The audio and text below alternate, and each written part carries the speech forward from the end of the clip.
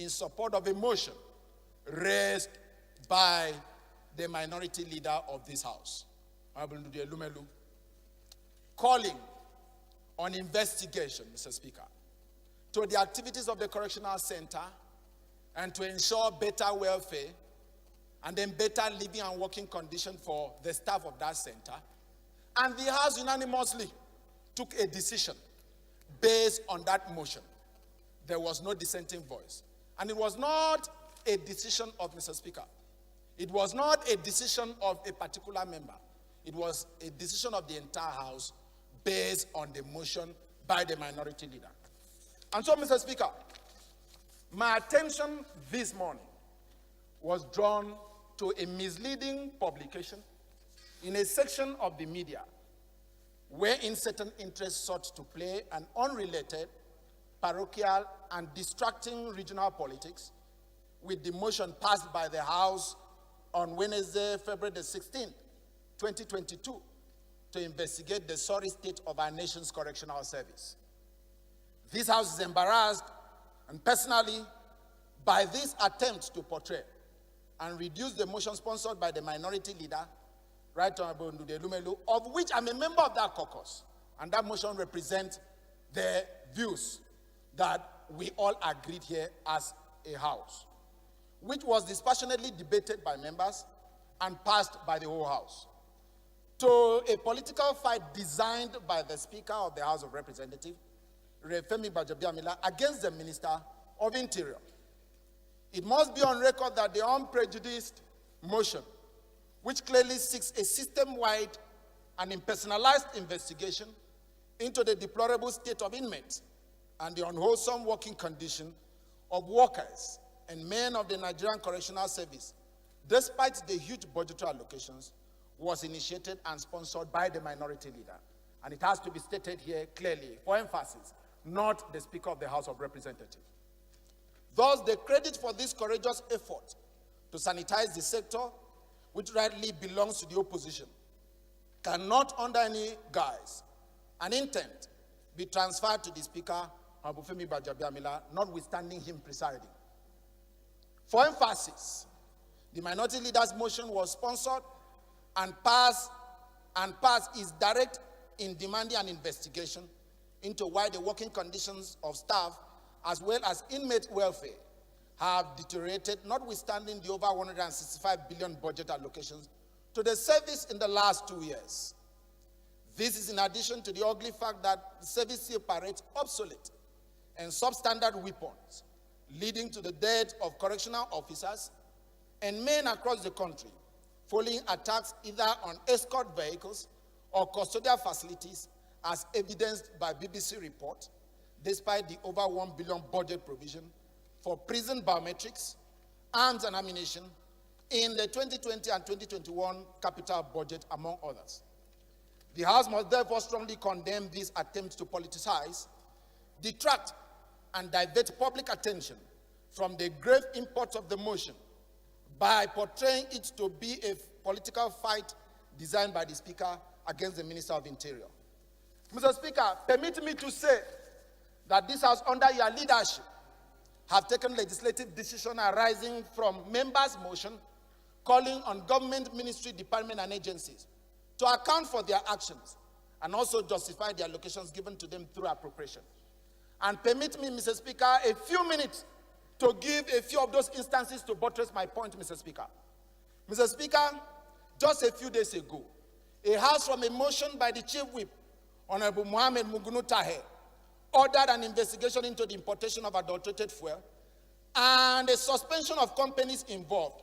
The question is, was it, Mr. Speaker, against those firms or against those people that we are asking to account? Mr. Speaker, on the 2nd of February 2022, following a motion by Rep. Ismail Tijani on the lopsided recruitment into the Nigerian Social Insurance Trust Fund, the House ordered an investigation of the agencies and other agencies under the Ministry of Labor and Productivity. The question now again is, was it a case of, Mr. Speaker, against the Minister of Labor and Productivity? Mr. Speaker, on the 26th day of January this year, the House set up an ad hoc committee to investigate the unclaimed funds in Nigerian commercial banks and the infraction by the Central Bank of Nigeria. This followed a motion by Rep. Daston Bagos. Mr. Speaker, the question is unto the world, was this the Speaker against those banks or the Governor of Central Bank? Mr. Speaker, on the 24th day of November 2021, the House, presided by the Deputy Speaker, ordered an investigation into the non-implementation of the Presidential Youth Empowerment Scheme. This followed a motion by Rep. Mohammed Gudaji Kazaure, which was unanimously carried. Mr. Speaker, the coordinator of the scheme was invited to give account of the non-takeoff of the scheme, and the House was presided by the Deputy Speaker, the Right Honorable Idris Ahmed Wase. Was this again the case of the Deputy Speaker against the agencies involved or the coordinator of that program? And so, Mr. Speaker, a time has come that the responsibility or the duties of the House should not be accredited to an individual. That the decision of the House should be portrayed as the decision of the House. And I must say, Mr. Speaker, this is a personal note, and I believe that my constituency supports me, that I am urging at this level, Mr. Speaker, that the opposition as embodied in the minority leaders who initiated the probe is not ready to be distracted and deterred from pursuing this investigation to a logical conclusion, because it represents a fight by Nigerians against the systemic rot in the correctional service. Nigerians are urged to disregard the publication and to urge those behind it to desist.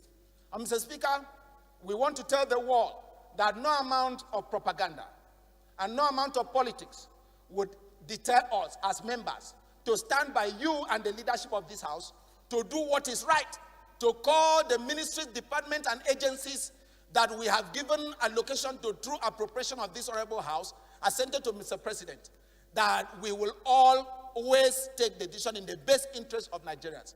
And what is the aspiration and the yearnings of Nigerians? That those who are given responsibility of office should be made to account. Mr. Speaker, we are asking at this point in time that the House should partner, and that has been our resolve, that the House should partner with the President of the Federal Republic of Nigeria where there is need to do so, and in the overall interest of Nigeria, for the benefit of the delivery of democracy dividends for Nigerians.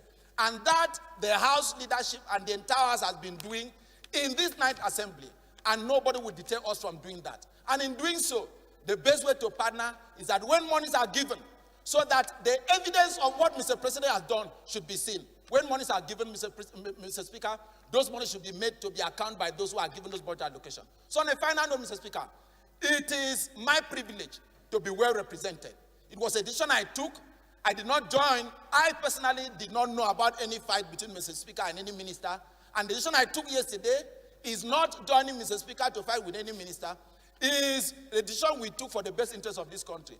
On a lighter note, Mr. Speaker, why should I do so when I should be preparing my party to take over government in 2023, and then that you will be coming here, and then we will be able to accept and deal with you, and then ask you to come over to the People's Democratic Party so that you can enjoy the benefit of the new government to rescue Nigeria. Thank you very much, and may God bless you, sir. You just had to finish that beautiful presentation on a partisan note. But that's understandable. That's understandable. Yes, Honorable Luke, just like you and everybody else, we all read about the unfortunate slant that was given to a well-crafted, thought-out motion by the minority leader of the House of Representatives. And ordinarily, like many other such publications, I chose to ignore the insinuations that were being made. But since you brought it up, it's not just your privilege that has been breached. It's actually the privilege of the whole House.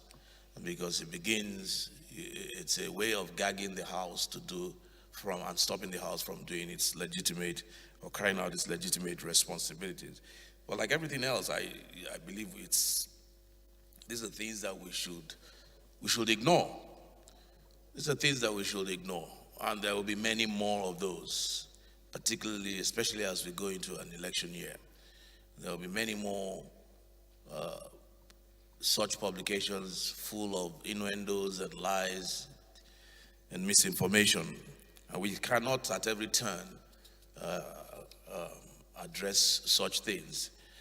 As important as this is, it has the potential of distracting us and wasting the time of the House. We've just spent 15 minutes listening to your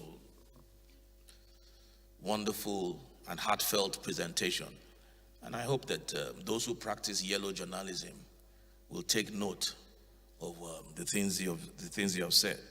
This House will not be distracted. These guys out there do more harm than good, and they seek to do nothing but sow discord between partners in government. But we will not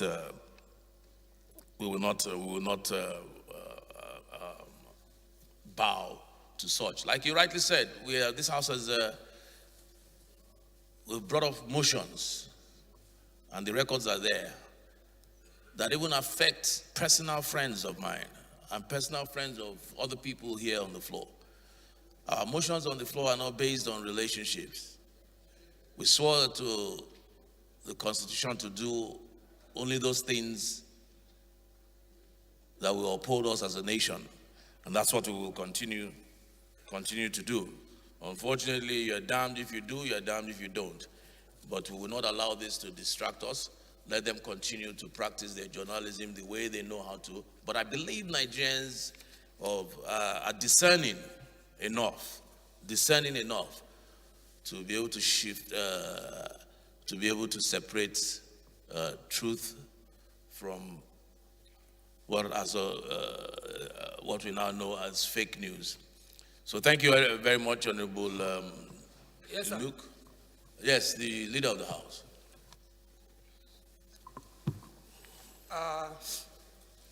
Thank you, Right Honorable Speaker, my respected colleagues, members of this hallowed green chamber, the House of Nigerian people.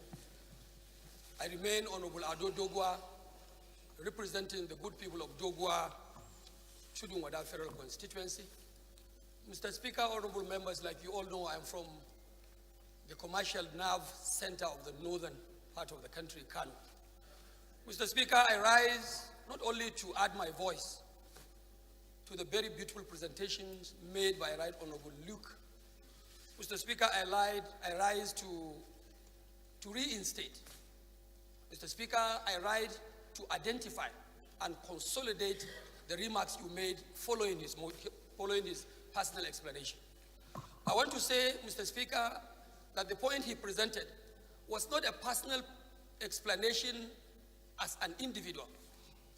I think the point he raised here and the comment he also made must have to be seen from the perspective of the institutional existence of the House of Representatives.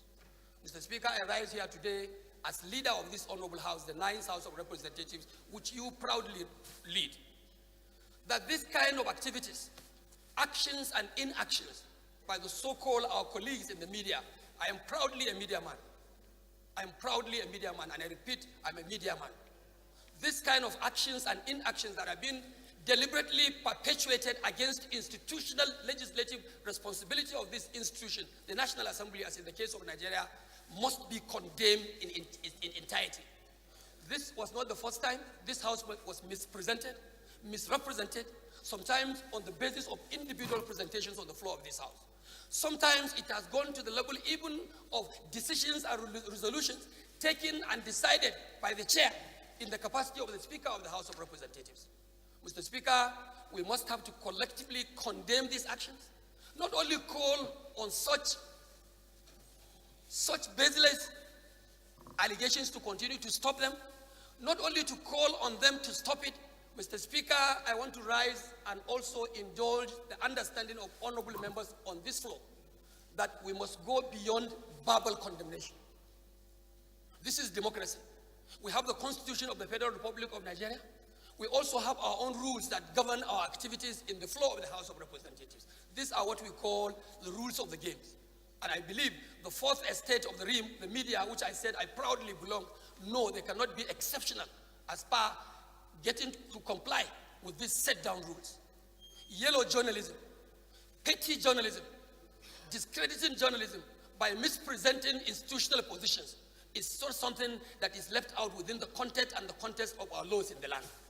I want to say and urge my honorable members that we must find time and look at some of these inactions, come up with some frameworks, and look inward into the Constitution and even into the rules governing our own conduct in the House, which of course the media cannot be exceptional, and see how we can take necessary steps to really take punitive measures, to really take measures that will stop them from continuing to be doing this thing, because at the end it will create a lot of problems. Sometimes this misrepresentation can lead to a lot of catastrophe.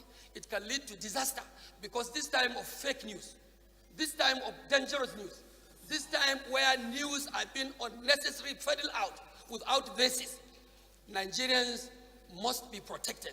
And the only institution that can protect Nigerians from this fake and very dangerous and catastrophic news is this institution, where we stand and serve as custodians of the laws of the Federation. Mr. Speaker, I want to personally thank once again Honorable Luke, even though from the side of opposition, even though I'm also very skeptical as to whether he was actually doing that in the interest and overall interest of Nigeria or in the interest of the PDP, which I'm not sure. But at least from the surface of the things, he has done a very good job to protect this institution and to protect the person and the office of the Speaker of the House of Representatives and whoever is going to preside in this chair, including the Deputy Speaker. This House must rise to protect you, and we stand by you and behind you day and night to make sure that nobody is distracted, and this institution cannot be distracted in the discharge of our lawful responsibilities as members representing the entire people of the Federal Republic of Nigeria. Mr. Speaker, I thank you for your doggedness. Mr. Deputy Speaker, I thank you for your commitment and your loyalty to your boss, the Speaker. Mr. Speaker and Deputy Speaker, I also thank myself for being very loyal boy around you guys. Honorable members, I also thank you for being very loyal and supportive of this leadership. We stand united, and the motto and the slogan still remains: nation building is a joint task. Everybody must join us to build our nation, Nigeria. Thank you, and God bless you. Very well said, Leader of the House. Very well said. Now we move on to the real and more important business of the day, as in the other paper. Honorable Luke, your privilege is noted. Thank you.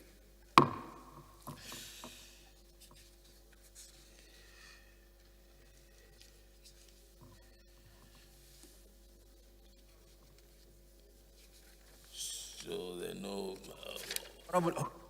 Honorable Gagdi, come, approach the chief whip.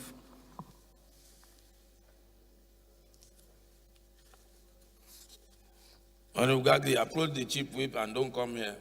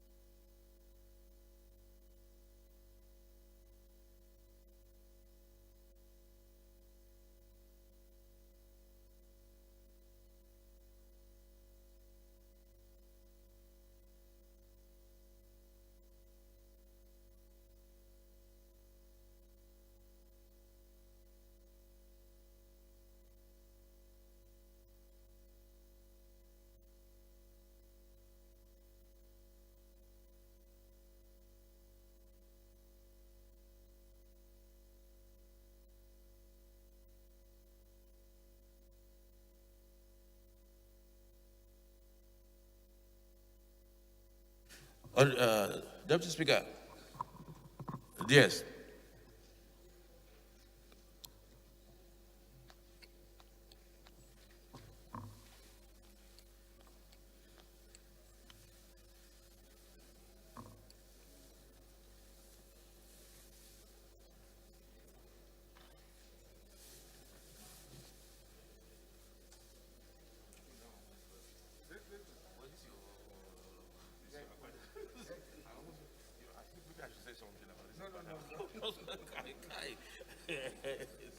We'll see later. Thank you, sir. So I'm up to Okay. Safe flight.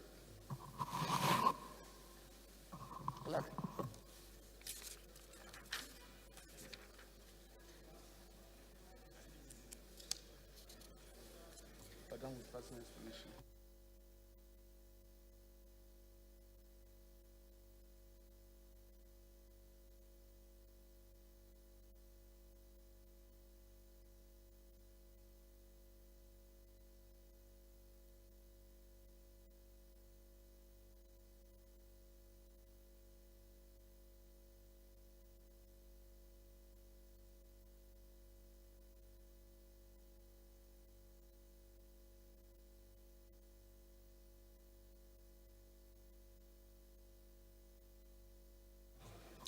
Respected colleagues, the business of the day is presentation of report of the Committee of Health Institutions on a bill for an act to amend the Orthopedic Hospital Management Board Act, CAP 010, Laws Federation of Nigeria 2004, to provide for the establishment of Federal Orthopedic Hospital, Azare, Borno State, and for related matters. Standing in the name of Honorable Pascal Obi, honorable members will recall that the bill was referred to the committee on Thursday, 10th June 2021. The report is ready for presentation, or will be invited to present the report. Honorable Pascal, not on the floor. Well, Mr. Speaker, Sorry. look at him there.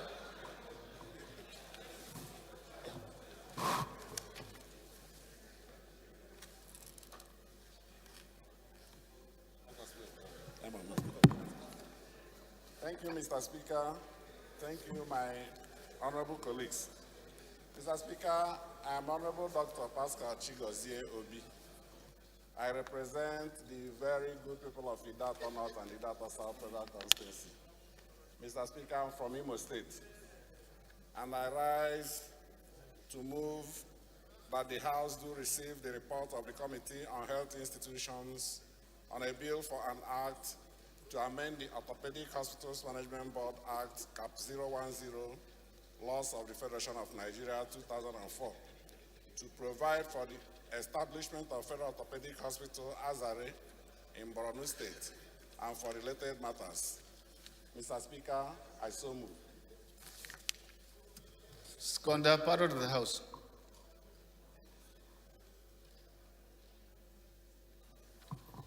Thank you, most distinguished Speaker and honorable colleagues. My name is Benjamin Okezie Carlo. I represent the good people of Nigeria, starting from Bend, the Federal Constituency.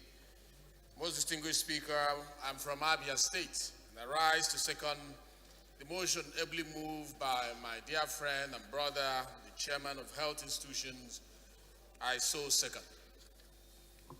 Those in favor of the motion say aye. Against say nay. That's have it. Honorable Obi, please lead the report.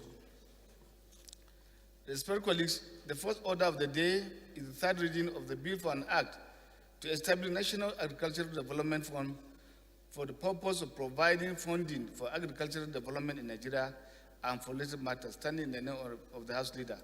All members will recall that the House adopted the report of the Committee of the Whole on the bill on Thursday, 10th February 2022. I therefore call on the Leader of the House to move that the bill be read the third time. Thank you, Right Honorable Speaker. My respected colleagues, members of this hallowed chamber, Honorable Ado Dogwa remains my name. Mr. Speaker, honorable members, I represent the people of Dogwa, Tudunwada Federal Constituency. honorable members, I am from Kano State. Mr. Speaker, honorable members, I rise as directed by the Speaker to move that a bill for an act to establish National Agricultural Development Fund for the purpose of providing funding and agricultural development in Nigeria and for related matters, HB 1319, be taken the third time on the floor of this important honorable House. Mr. Speaker, honorable members, I so move. Deputy Leader.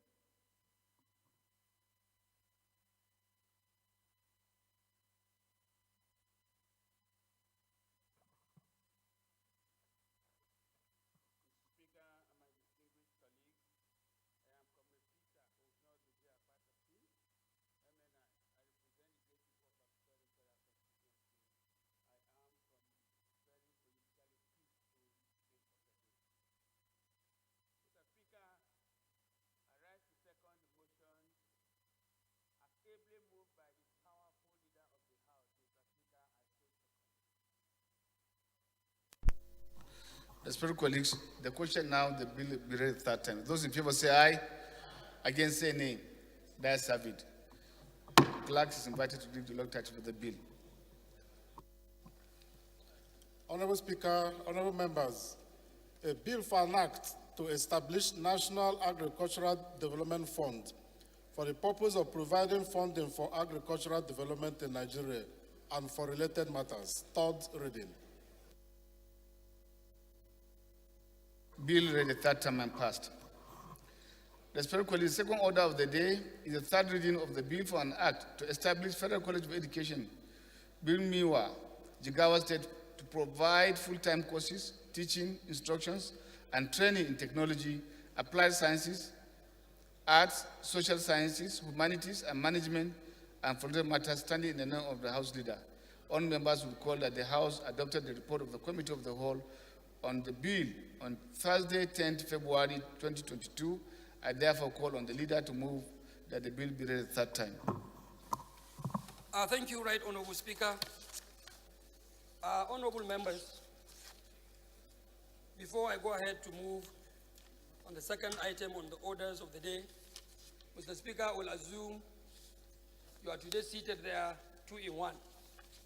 The Speaker of the House of Representatives, Right Honorable Femi Bajabiamila, who unavoidably has to travel this morning, and your humble self, the Deputy Speaker of the House of Reps, wearing 2 caps on one head. Distinguished honorable members, Mr. Speaker, I need your attention. Distinguished honorable members, and my boss, the Speaker, I would like to share with you a very important and good news that today God Almighty, in His wisdom and powers, has granted victory to the APC in Kano State, and the structure of the party is now back into their rightful hands. I'm sure if the Speaker was here, he would have observed a lot of excitement, happiness on my face. Even in his absence, I will have to put on record that my caucus members of Kano, my other good members of the APC caucus on the House of Representatives, will be glad to know and hear that the Court of Appeal today granted judgment in favor of the APC, the popular APC in Kano State. Honorable Sergius, this is a good information for you, and I thank God, and we also thank Allah subhanahu wa ta'ala for giving us this success and victory at the Court of Appeal this morning. Mr. Speaker, I therefore move ahead to move that a bill for an act to establish Federal College of Education, Birniwa, Jigawa State, to provide for full-time course, teaching instructions, and training in technology, applied sciences, arts and social sciences, humanities, and management, and for related matters, HB 383 be taken a third time. Mr. Speaker, honorable members, Honorable Fulata, the Chairman House Committee on Rules and Business, with due respect, this very motion, all-important motion, is hereby moved to be taken for the third time. The Deputy Leader, I don't know which was the motion you are seconding.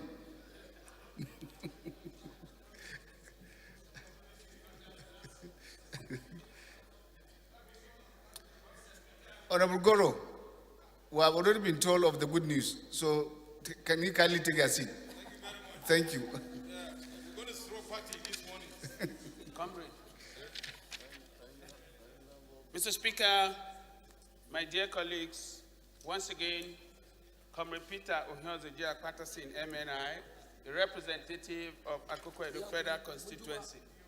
Mr. Speaker, I second the motion for the third reading of a bill for an act to establish Federal College of Education, Brinawa, Jigawa State, to provide full-time courses, training instructions, and training in technology, applied science, arts and social sciences, humanities, and management, and for related matters, HB 383.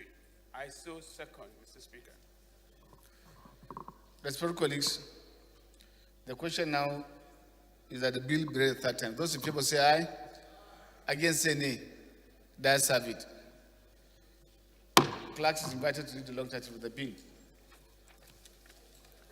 Honorable Speaker, honorable members, a bill for an act to establish Federal College of Education, Biruniwa, Jigawa State, to provide full-time courses, teaching, instructions, and training in technology, applied science, arts, social sciences, humanities, and management, and for related matters. Third reading. Bill read a third time and passed. Respected colleagues, the third order of the day is the third reading of the bill for an act to repeal the Federal Capital Territory Abuja Area Courts Act 2010 and enact the Federal Capital Territory Abuja Area Courts Bill to, among other things, expand the jurisdiction of the area courts to entertain both civil and criminal matters and for related matters standing in the name of the House Leader. All members will recall that the House adopted the report of the Committee of the Whole on the bill on Thursday, 10th February 2022. I therefore call on the Leader to move that the bill be read a third time. Once again, Leader, congratulations. And congratulations to family members of APC for allowing democracy to function properly. Thank you. Thank you so much, Mr. Speaker, for that wonderful response. And I hope you will urge the others on the other side to join hand with the new leadership and make APC a great party in the state. Thank you, Mr. Speaker, honorable members. Before I take on the next item, Mr. Speaker, may I seek your leave and the leave of the House to take item 3 and 4 concurrently, Mr. Speaker and honorable members. Wait. In order to save our legislative time. Mr. Speaker, thank you for your good approval. I rise to move that a bill for an act to repeal the Federal Capital Territory Abuja Area Courts Act 2010 and enact the Federal Capital Territory Abuja Area Courts Bill to, among other things, expand the jurisdiction of the area courts to entertain both civil and criminal matters and for related matters, HB 67 be taken the third time. Mr. Speaker, I also move that a bill for an act to repeal the Nigerian Institute of International Affairs Act Laws of Nigeria 113, Laws of the Federation of Nigeria 2004, and enact the Nigerian Institute of International Affairs Bill to broaden the scope and functions of the Nigerian Institute of Institutional Affairs and more value to foreign missions, add more value to foreign missions, and provide for the power to conduct courses of instructions and learning, and to create an academic board to award postgraduate diplomas, PGD, and master's degrees in international relations, diplomatic practice, and for related matters, HB 1279 be taken the third time. Mr. Speaker, honorable members, I move these two bills concurrently for the third reading. Deputy Leader.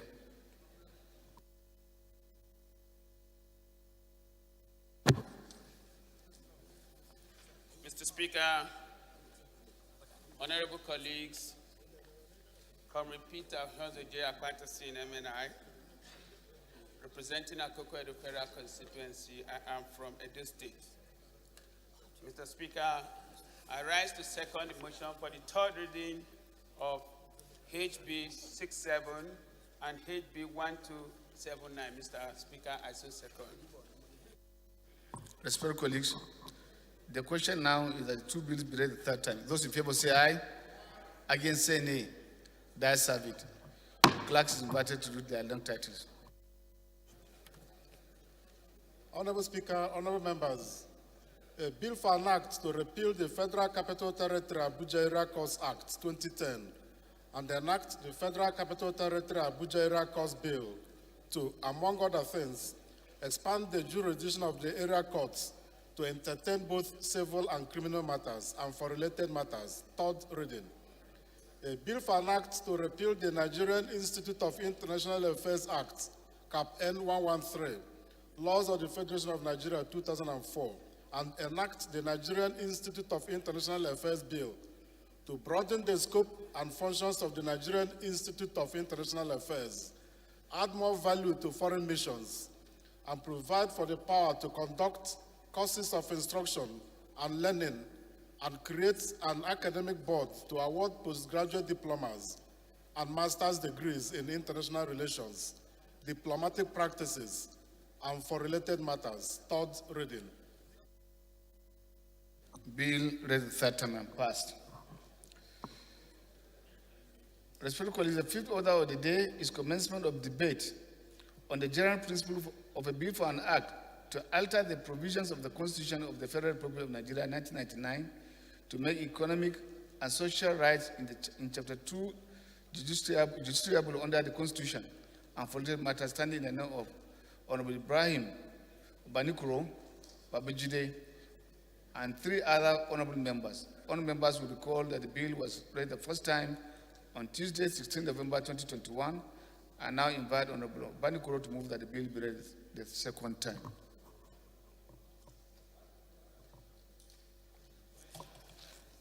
Mr. Speaker, honorable colleagues, Honorable Ibrahim Banikuro is not on the floor. I move that the second reading of the bill be stepped down by the leave of the House. I so move, Mr. Speaker. Second reading of the bill stepped down by the leave of the House.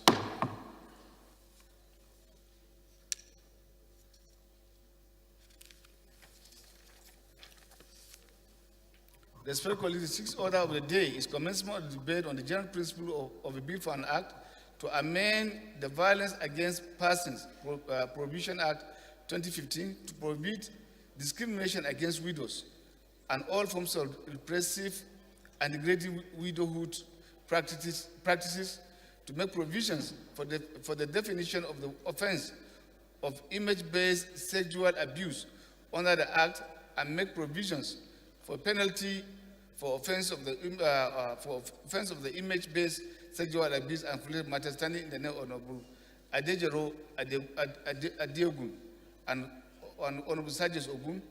All members will recall the bill was consolidated on Thursday, 10th February 2022. I now invite Honorable Adeogun to move that the bill be read the second time.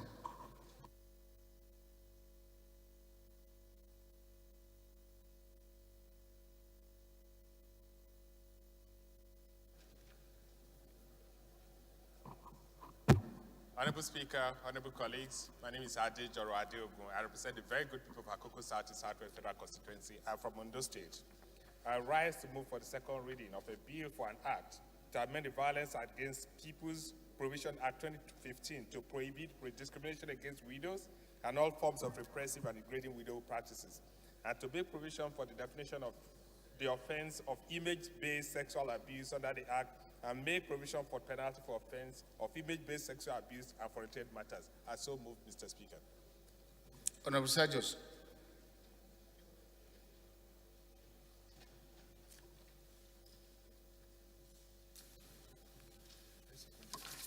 Thank you, Mr. Speaker. My highly esteemed colleagues, I'm Sergius Ose Ogun. I represent Eastern Northeast, Eastern Southeast, and I'm from Edo State. I rise to second the motion ably moved by my colleague Ade. I so second. Can you lead the debate?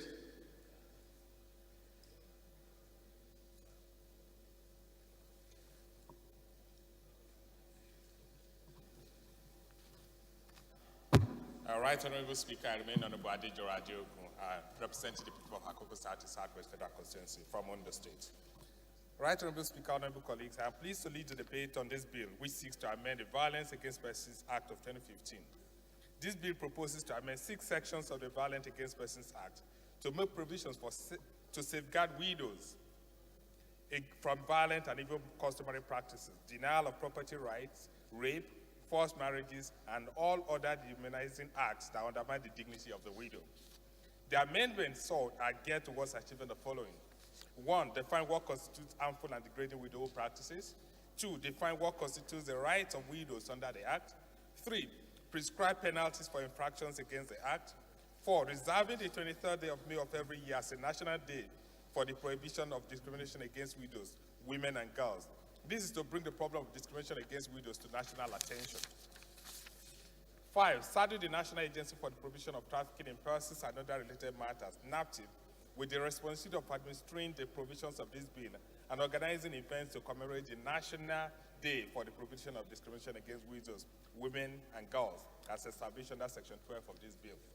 Honourable Speaker, dear colleagues, death is inevitable. We have no control over it whatsoever. Sadly, in several parts of Nigeria, widows are made to pay heavy penalties for the painful departure for husbands that they loved and shared their lives with.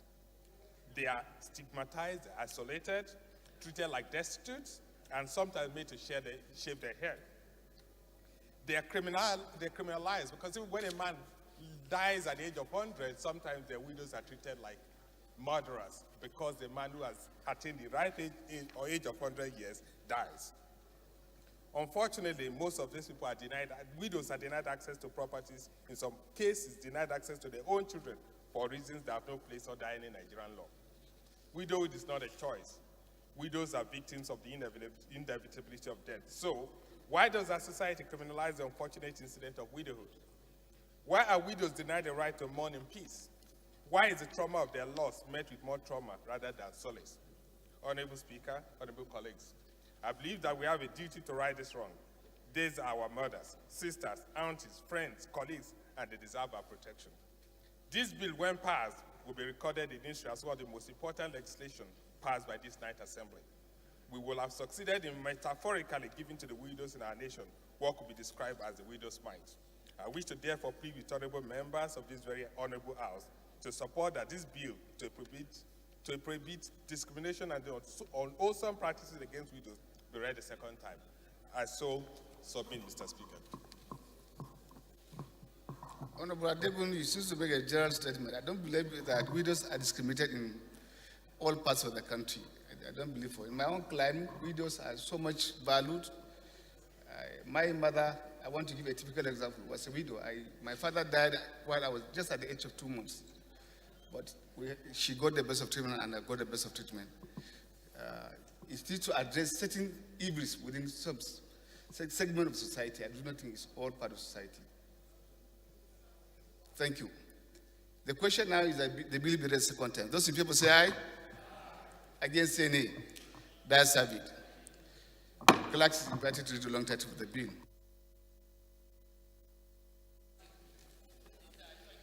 Honorable Speaker, honorable members, a bill for an act to amend the Violence Against Persons Prohibition Act 2015 to prohibit discrimination against widows and all forms of repressive and degrading widowhood practices, and to make provision for the definition of the offense of image-based sexual abuse under the Act, and make provision for penalty for offense of image-based sexual abuse and for related matters. Second reading.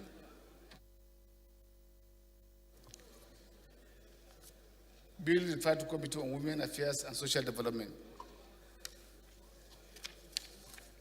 Respected colleagues, the seventh order of the day is commencement of debate on the general principle of a bill for an act to repeal the National War College Act, CAP, N82 Laws Federation of Nigeria 2004, and enact the National Defense College Bill and for related matters, standing the Honorable Aminu Ashiru Mani. All members will recall the bill was read the first time on Wednesday, 9 December 2020. I now invite Honorable Mani to move that the bill be read a second time. Mr. Speaker, honorable colleagues, it seems Honorable Ashiru Mani is not on the floor. I move the second reading of the bill be stepped down by the leave of the House. I so move. Bill stepped down by the leave of the House.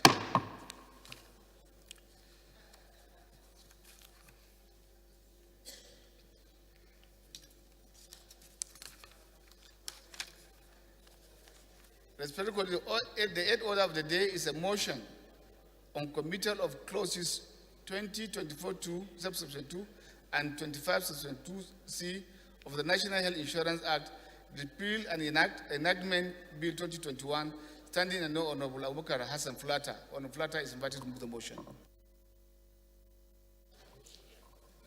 Thank you, Mr. Speaker. Honorable colleagues, I am Abubakar Hassan Fulata. I represent Beniwa, Krika Samba, Gudi Federal Constituency, Mr. Speaker. I'm from Jigawa State. Mr. Speaker, honorable colleagues, committal of clauses 20, 24, 2, and 25, 2C of the National Health Insurance Act, Repeal and Enactment Bill 2021, House Bill 117. House note, the National Health Insurance Act, Repeal and Enactment Bill 2021 was passed by the National Assembly and transmitted to the President for assent. Aware that upon a critical examination of the bill by the President, some fundamental issues in clauses 20, 24, 2, and 25, 2C, which require fresh legislative action, were raised. Desirous of the need to address the President's observation and make necessary amendments, House resolves to commit clauses 20, 24, 2, and 25, 2C to the Committee of the Whole for reconsideration. I so move, Mr. Speaker.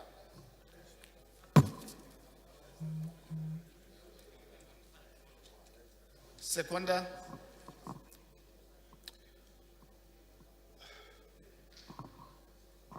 Honorable Maki.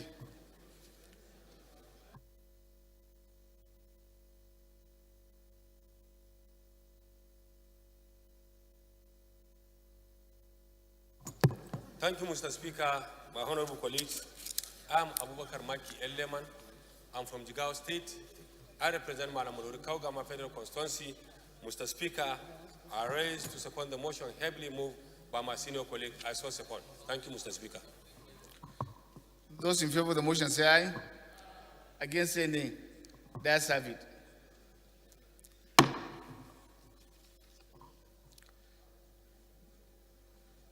The ninth order of the day is motion on need to establish an ultra-modern museum of national unity in Abuja, standing in the name of Honorable Obin Chidoka. Honorable Chidoka is invited to move the motion.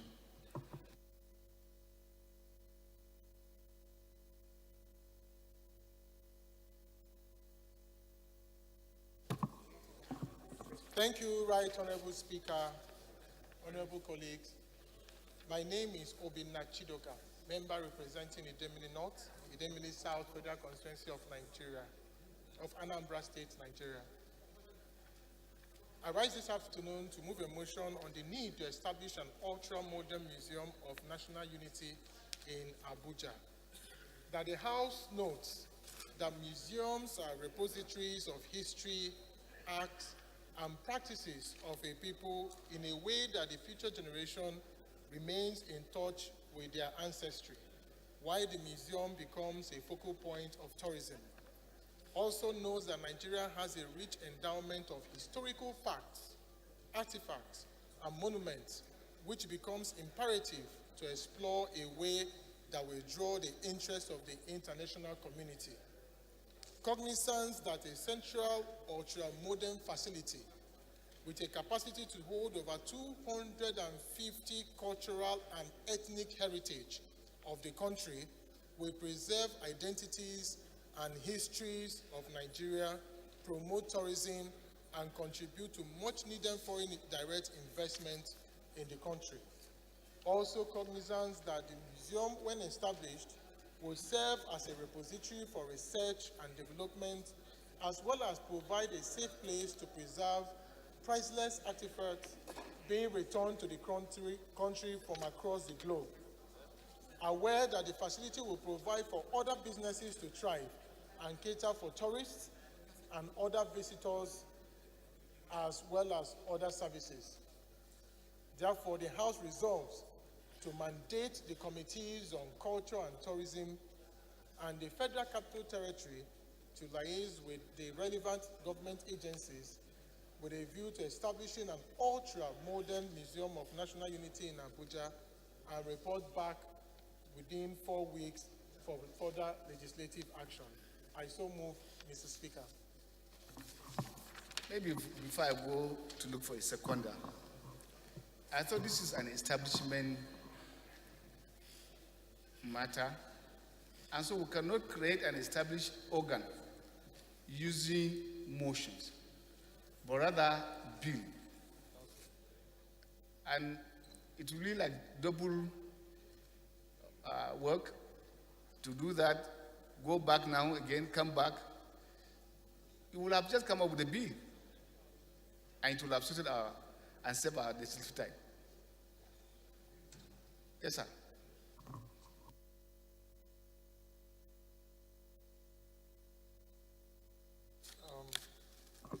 Right Honorable Speaker, I will beg your indulgence.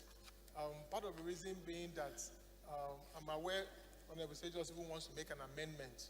What we wanted to do was take it to the committees involved, get the necessary facts. There are so many things we need to get, and we'll put it into the bill. Chidoka, you are an experienced legislator. I know, sir. So, and I want to leverage on that your experience.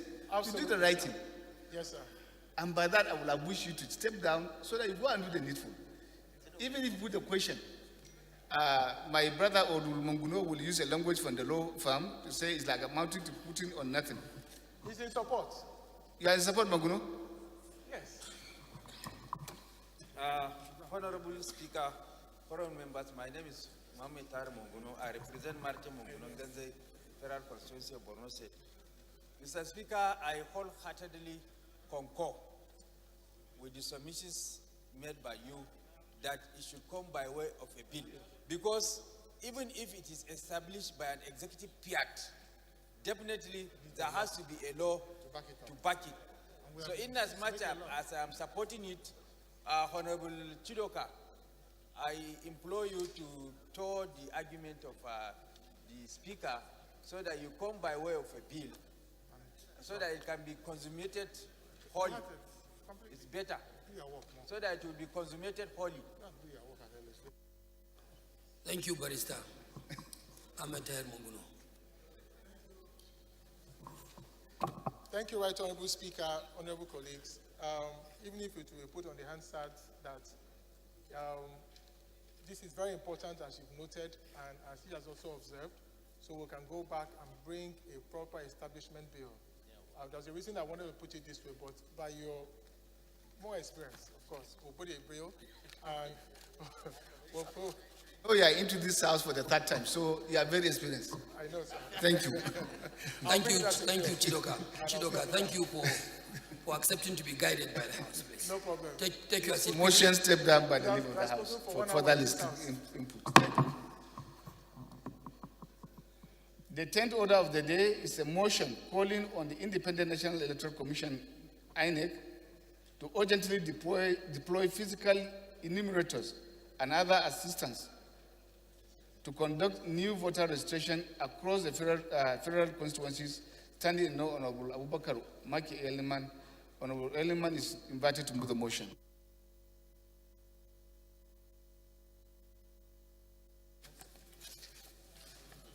Thank you, Mr. Speaker. My honorable colleagues, I remain Abubakar Maki Eliman. I'm from Jigawa State. I represent Madam Kaugama Federal Constituency. Mr. Speaker, I raise to move a motion for a call on the Independent National Electoral Commission, INEC, to urgently deploy physical enumerators and other assistance to conduct new voter registration across all federal constituencies. Mr. Speaker, the House notes that the Independent National Electoral Commission, INEC, was established to, among other things, organize election in Nigeria, as well as put all necessary processes in place for the successful conduct of election in Nigeria. The House also notes that the Independent National Electoral Commission, INEC, is carrying out one of its constitutional duties, has put in place the machinery for the visual continuous voters registration, CVR, which has been ongoing. The concern that my constituency, Malamudori Kaugama Federal Constituency, and many other federal constituencies have been placed at disadvantaged position. due to the non-availability of registered voters, centers, and officials, inadequate power supply, insufficient official tools and equipment, as well as inadequate enlightenment program. The effect of this are low figure recorded within the constituencies.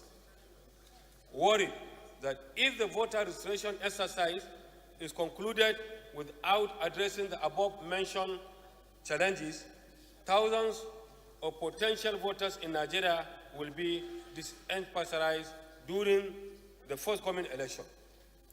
Mr. Speaker, my honorable colleagues, concern is that given current realities in the constituencies, INEC may need to engage in both physical and visual processes by introducing physical enumerators to make up for the lapses in the ongoing registration exercise. Resolved, urge the Independent National Electoral Commission to take immediate steps to conduct physical registration throughout the Federation. 2, mandate the Committee on Electoral Matters to ensure compliance. Mr. Speaker, my honorable colleagues, I so move. Thank you.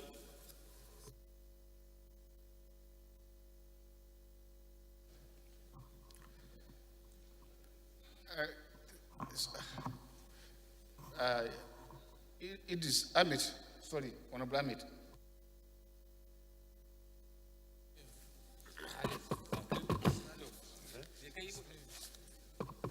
Thank you, Mr. Speaker. It's not you, not you. Thank you, Mr. Speaker. My honorable colleague, Bada Ahmed Yusuf is my name, member representing Shannon Ogwe Federal Constituency. I'm from Kano State, Mr. Speaker.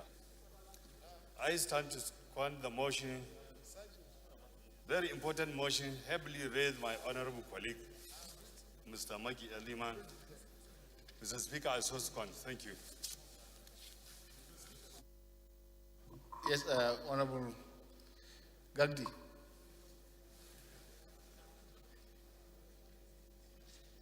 Mr. Speaker, honorable members, I'm Yusuf Adamu Gagdi. Mr. Speaker, I represent Panshinkanke Kanam Federal Constituency. I'm from Plateau State. Mr. Speaker, this is one of the best motions I have had in my lifetime in this hallowed chamber. Best because it's the motion that seeks to ensure that the people of Nigeria are not suffocated of their power to vote and be voted for. Mr. Speaker, it's a very short motion, but very rich at the same time.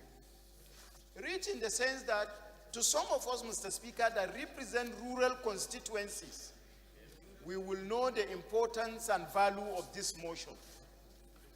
But to others, Mr. Speaker, that represent metropolitan constituencies, they may not understand well how important this motion is to some of us. Mr. Speaker, Are they here? Are they here, the multiple representatives? Are they here? they are not here, Mr. Speaker. Thank you. They are not here, Mr. Speaker. So, Mr. Speaker, I represent a constituency that not up to 10% have access to telephone, not up to 10% have access to social media, not up to 10%, Mr. Speaker, have access to what INEC are using now to do the continuous voters registration. Mr. Speaker, until and unless the physical enumerators like it is done in the past, INEC are advised or compelled, in other words, to ensure that they employ ad hoc staff to go the four angles of Nigeria and ensure that they have captured citizens of this country who are eligible, who is not a privilege for them to participate in the forthcoming election. Within the 2019 to this moment, Mr. Speaker, so many Nigerians have reached the age of 18 years where they have the right, not the privilege, to participate in choosing leaders that will protect them, in choosing leaders that will speak for them, in choosing leaders that will provide dividends of democracy at their doorstep. So until INEC, Mr. Speaker, are advised, like the motion is calling, to put together physical enumerators in particularly rural areas where there are no technology that will help in facilitating the continuous voters registration. Do not hope, Mr. Speaker, at the end of the day, we would have protected the citizens of this country in ensuring that they have discharged their franchise by voting for the leaders that they want to vote. On behalf of myself, Mr. Speaker, and the people of Panshikanje Kanam Federal Constituency, I support this motion in its entirety, absolutely. And I support completely, Mr. Speaker, the prayers embedded in this motion by compelling INEC to do the needful so that the issue of low voters continual registration will not be in our social media or in the media anymore. Thank you, Mr. Speaker, and that is my position that I represent. Thank you, Mr. Speaker. Maybe before leadership are normally taken last. Yes. Mr. Speaker, current members, my name is Mohamed Tahir Monguno. I represent Martin Monguno Ngenze Federal Constituency of Borno State. Mr. Speaker, current members, this motion is a fun Nigerian motion. It's not a motion that is only limited to Honorable Maki's constituency. It's a fun Nigerian motion in the sense that, for example, in the northeastern part of the country, where telecommunication facilities has been completely destroyed, occasioned by the Boko Haram insurgency, it is very difficult through the use of technology to register Nigerians to exercise their right of franchise to vote and to be voted for. So against this backdrop, particularly in the northeastern part of the country, and more particularly Borno State, that is the epicenter of the Boko Haram insurgency, where telecommunication facilities have been destroyed, occasioned by the Boko Haram insurgency. This motion is apt and germane, and I support this motion in its entirety. And I commend Honorable Maki for this fun Nigerian motion that is not only limited to his constituency. And I urge my colleagues to support this motion with a spirit of light. Thank you. Yes, sir.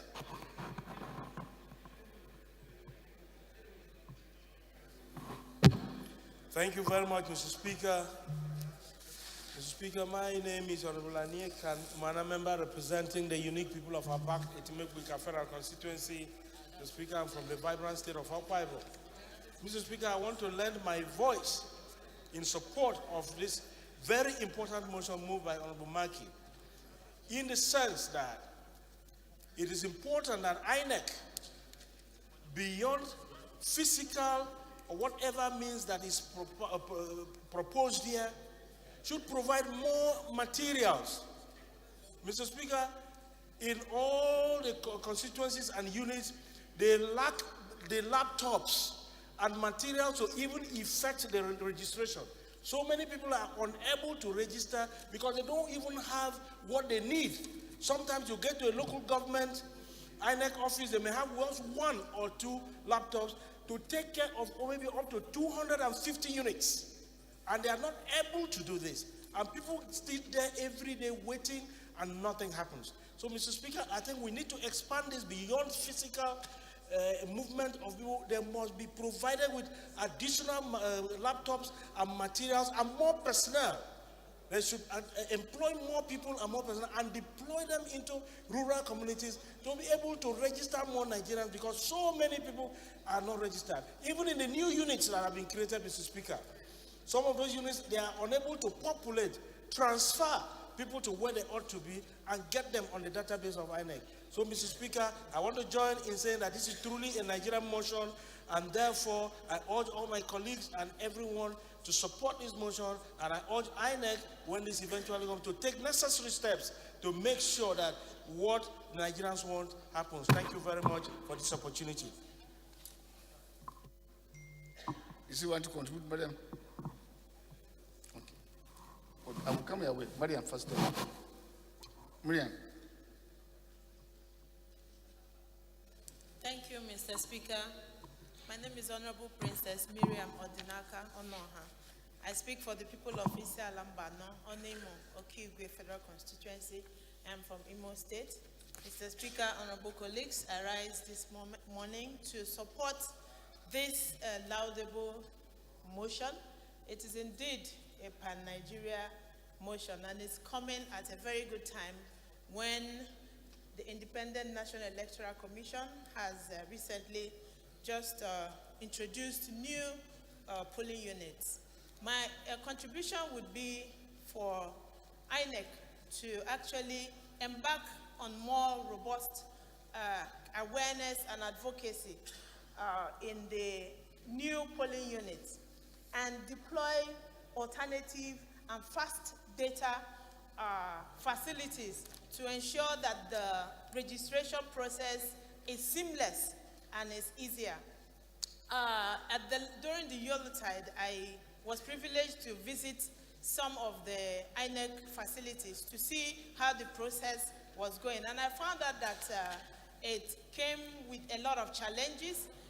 Some of the infrastructure and the data facilities were not really fast enough. So you had a lot of queues. So I align myself totally with what my colleagues have said on the need for INEC to deploy additional staffs and create and bring the registration point closer to the people rather than what it obtains now, where people have to go to the INEC headquarters of their various local governments for them to be able to be captured.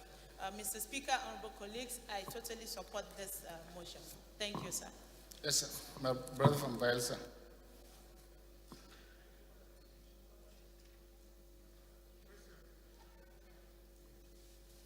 Question.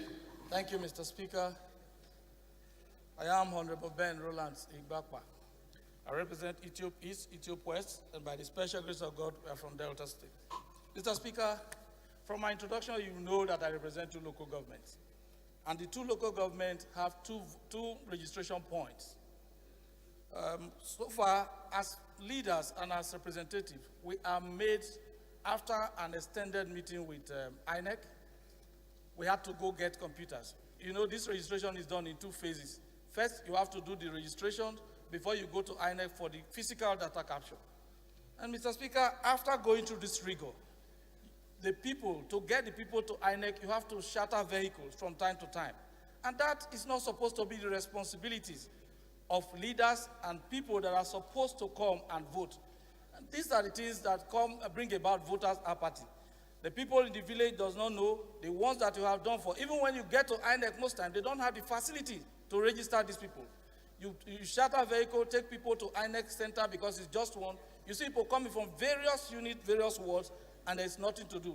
So it is timely, and I want to thank my colleague for bringing this motion.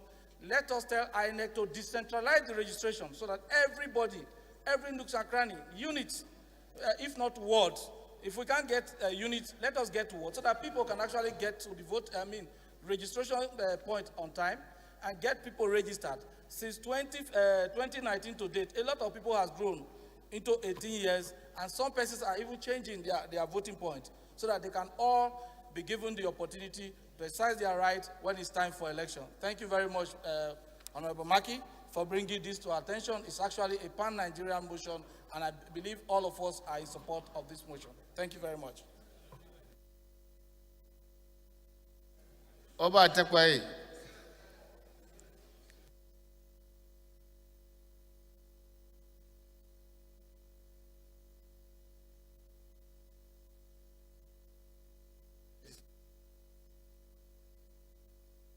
You will come. Thank you very much, Mr. Speaker, honorable colleagues. My name is Ogbede Ihama. Where have you been? I represent the people of Oredo Federal Constituency. I'm a Benin Prince and I'm from Edo State. Mr. Speaker, first let me appreciate my colleague, Honorable Maki, for this all-important motion that borders on registering Nigerians and as a means to avoid Nigerians that have come of age from being disenfranchised. However, Mr. Speaker, I forwarded an amendment to this motion. It's not an amendment that has to do with the existing resolution, but an add-on to this resolution. Mr. Speaker, every colleague of mine that has spoken here today has spoken in favor of this motion because strengthening the electoral process is very key to us as a nation. And as voice of the people and our constituents, Mr. Speaker, after you register people and you now introduce voting points, and these voting points are now put at various junctions where adequate security is not guaranteed, Mr. Speaker, INEC must be made to understand that it might be effort in futility. Mr. Speaker, if you have primary schools that are fenced round and you want to introduce voting points, you would rather extend voting points within those schools that are secured. But Mr. Speaker, like in my constituency, while thanking INEC for introducing voting points, but when you put a voting point at a major junction where the vendor sells newspaper, or at another junction where barbecue and suya is being made, it's unfortunate that on election day, Mr. Speaker, hoodlums can easily drive by and just shoot gun to the air, and all those votes will be wasted. So, Mr. Speaker, my amendment is Resolution 3 to urge INEC to please ensure that introduced voting points are located in secured centers. There will be no need to introduce a voting point at the junction of a road where we don't even have enough security personnel on an election day. So that's my amendment as Resolution 3 added to this. Why my prayer? Why commending Honorable Maki for this laudable motion. Thank you very much, Mr. Speaker. Diaspora.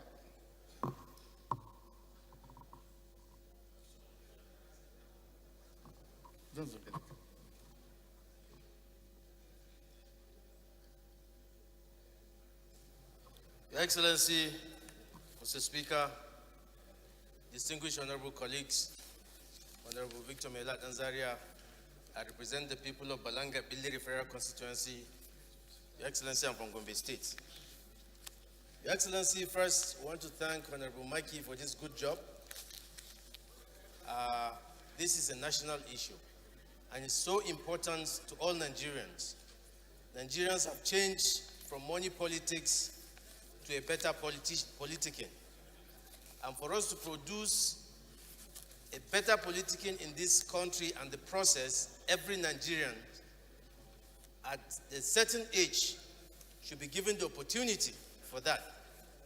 Mr. Speaker, this is an important motion, and I would like to add, because of its importance at this time of good governance and good people to govern Nigeria, I feel and I think the National Orientation Agency should be given an opportunity to sensitize Nigerians very well on this issue of voter registration. What INEC is doing is good, but in addition to what INEC is doing in terms of sensitization and telling Nigerians about this exercise, I think the National Orientation could help in sensitizing Nigerians. Thank you very much, Mr. Speaker and honorable colleagues. Thank you.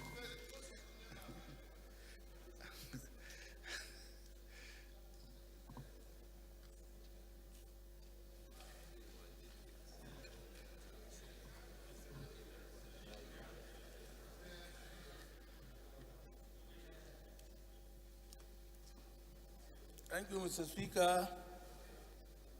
I am Shehu Barwabeji. I represent the people of Boso, Paikoro Federal Constituency, and I come from Niger State. Thank you for giving me this opportunity to support and commend the mover of this motion from Mikey, that the motion is very timely. The peculiar reason I want to add to the previous speakers' cases presented, is you all aware that INEC sometimes ago, last year, increased the voting points across the country, but there was no proper sensitization and information, education on those voting points. So this makes it very necessary and important to have the physical registration so as to allow the people in various voting points really identify where they are to register and to vote. We all know the immediate past elections, it was being granted that so many voting points recorded no voting. And I'm quite sure it was this lack of information, sensitization, and education that made it impossible for some people, some voters to locate their own voting points. So by having this physical registration, I'm definitely sure those who did not have proper information as to where the new centers are will now identify their centers. Thank you very much.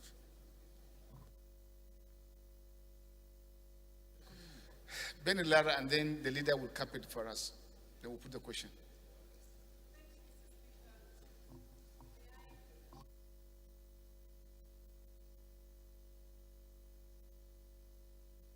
Important motion. Mr. Speaker, as we're all aware, and as we've said here on the floor of the House, the right to vote and be voted for is the right of every Nigerian. Any action taken by INEC is supposed to enforce these rights and not deprive Nigerians of accessing this very basic right. Unfortunately, the whole concept of online registration has gone wrong. It has further disenfranchised many rural Nigerians rather than enfranchising them. The reason being, number one, like we've said in the rural areas, in the northeast and many areas, poor access to network. And Mr. Speaker, just like we've said, what has made it even more cumbersome is that usually there's one, after you are captured, after you do your online registration, which in some areas you cannot even access the telecommunication systems, then you have to go to one point, like one headquarters of INEC, everybody in that constituency. How will those people transport themselves? How will they get there and register themselves? It has made it difficult. So many people prefer to stay home or go about their normal activities. Mr. Speaker, the big concern here is that there's a time frame INEC has put in for registration.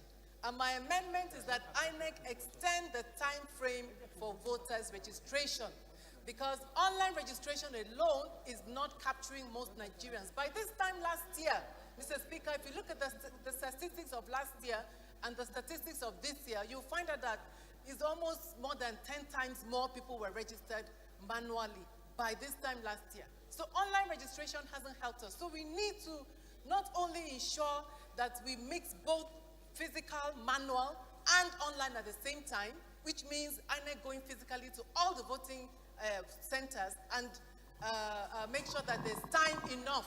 The sad thing about it is INEC has a policy that any center that doesn't register up to a minimum amount to be closed down, any new voting points. I don't think this is a policy that is fair on Nigerians. I don't think any voting center should be closed down simply because people didn't show up to vote. It is not by their wish. It's simply because the necessary facilitation by INEC was not done. So, Mr. Speaker, I will even want to add another amendment that voting centers, no voting center be closed down due to poor registration figures.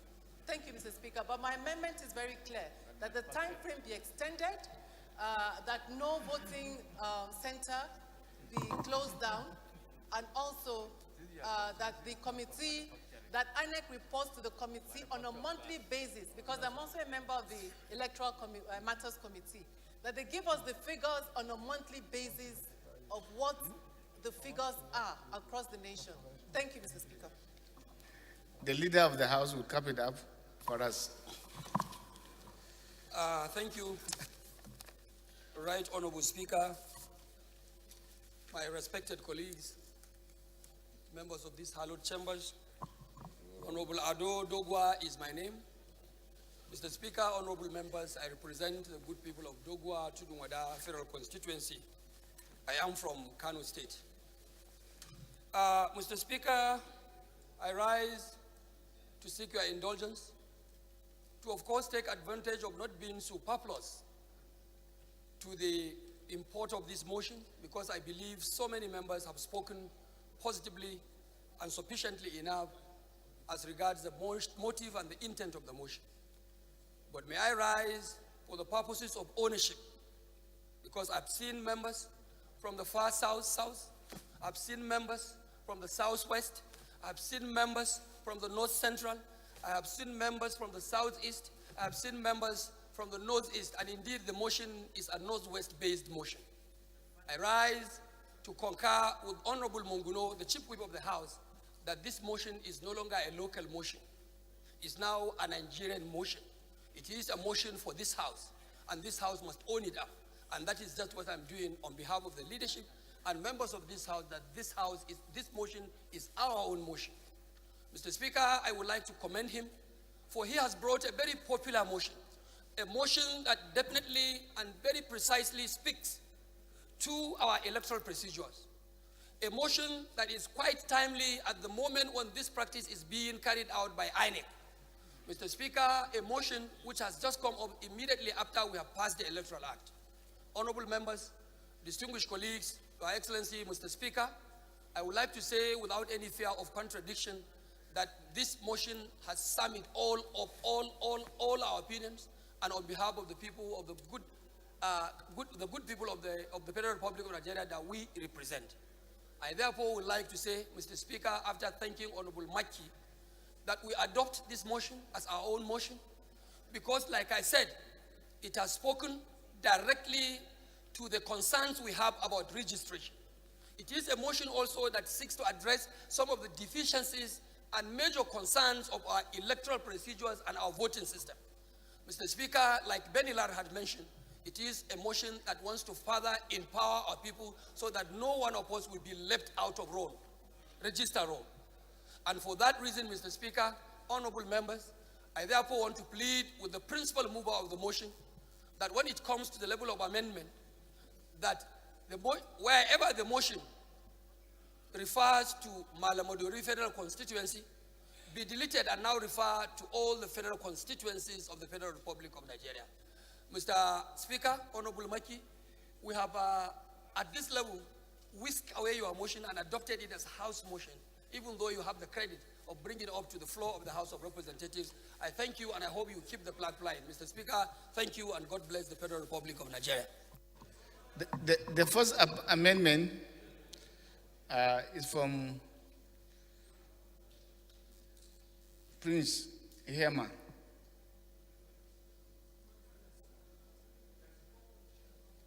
No, it's not about spoken. He have written officially.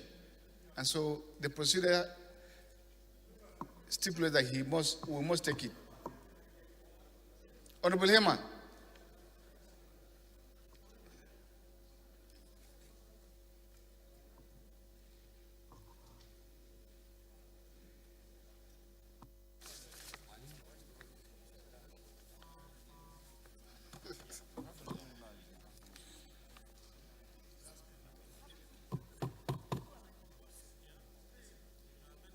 The amendment. Yes, Mr. Speaker, like I said earlier, my name is Ubede Hama. I represent the people of Oredo Federal Constituency. Mr. Speaker, I'm from Edo State. My amendment is an add-on to the resolution that INEC should be mandated that new voting points be located in secured environments instead of the present locations at roadside junctions, because on election day, these votes cannot be secured. So when they are introducing new voting points, they must be within secured environment, like the normal schools that carry the mother voting points.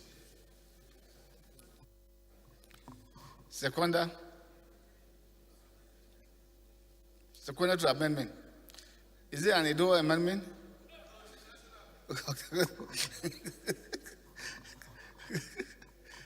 Yes, sir.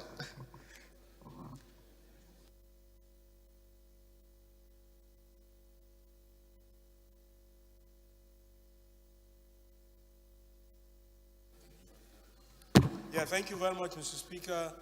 Once again, I am Honorable Aniek and Mana member representing the unique people of Abak, Itimekwika Federal Constituency. Mr. Speaker, I rise to second the amendment as ably moved by Honorable Hammer. Thank you.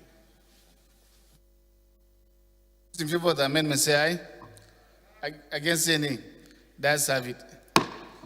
Benilan, the amendment or amendments. You have two here.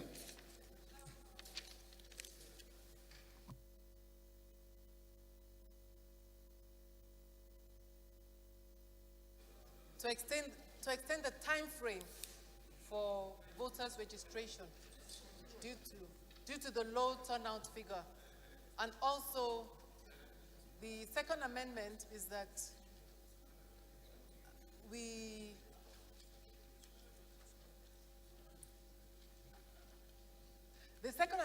the voting points not be turned down, not be closed down, to urge INEC not to adopt a policy that will close down voting points or centers due to low registration figures. And I think the first one adds that INEC reports to the Committee on Electoral Matters monthly on the figures that have been obtained in the voters' registration process. Thank you. So moved. Seconder. Honorable Ali.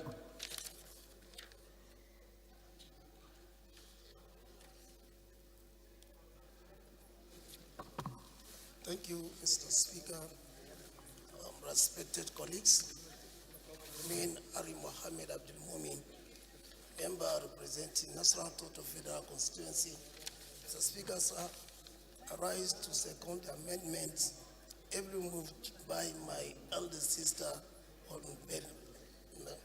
Those in favor of the amendment say aye. Against any, that's Sabit, the most powerful leader of the House. Thank you, Mr. Speaker.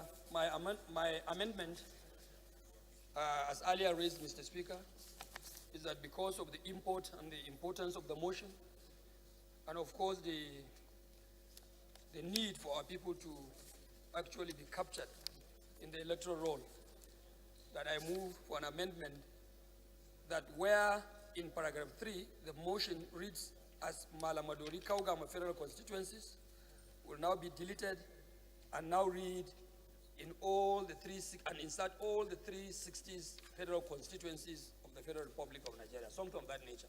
That instead of Malamadori Kaugama Federal Constituency, the motion or that paragraph should now read in all the federal constituencies of the Federal Republic of Nigeria. Thank you. Honorable Maki, we are grateful for this intervention. Thank you. Seconder. Yes. Halims.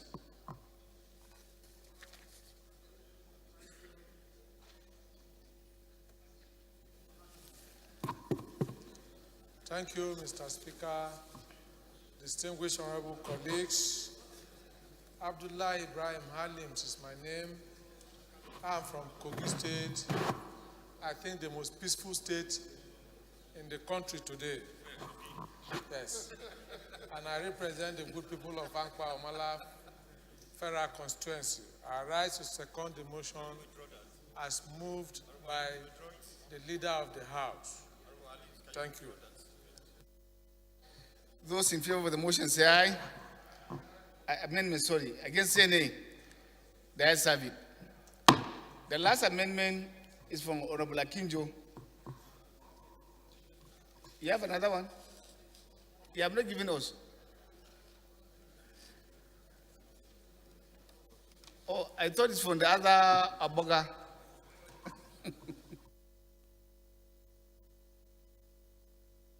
Thank you, Mr. Speaker. Distinguished colleague. My name is Kolade B. Akinjo, Esquire, Elijah Seldo Federal Constituency, and Elijah from Ondo State. Mr. Speaker, my own amendment is about the voters card, ensuring that when people are registered, there is also a corresponding voters card available and distributed to them. So I amend that INEC ensure that the new registrants are provided with their voters card on or before the general election. That's my amendment, Mr. Speaker. Thank you.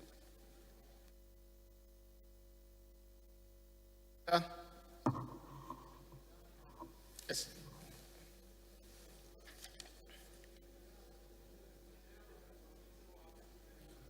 Representing Maru from Good Federal Constituency, I write to score the amendment read by my respected colleague, also score.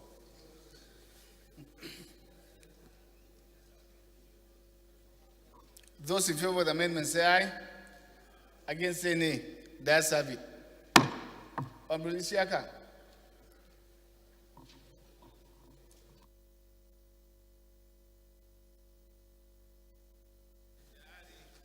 Yes, sir. Okay. Thank you very much, Mr. Speaker. Distinguished honorable members, Ibrahim Ayokunle Isiaka, for Eweko Federal Constituency. I'm from Ogun State, Mr. Speaker. Further amendment to what have been submitted so far, it's to increase the efficiency of all the INEC staff across the nation. I'm amending that INEC to deploy minimum basic tools, equipment, and machines required in all the 774 local governments across the nation, and consequently, the Committee on Electoral Matters to request for audit reports and compliance to this effect. I so move, Mr. Speaker, sir. I don't want you to water down the amendment made by the leader of the House. The leader of the House said across the federal constituencies. And if you are now asking for deployment in local government, mischievous person can now go to local government headquarters and then still having the repeat of what we're experiencing instead of solving the problem. I thought the coverage of the federal constituencies has given aptly to cover all wards, including units. Honorable Isiaka, please be guided and take your seat.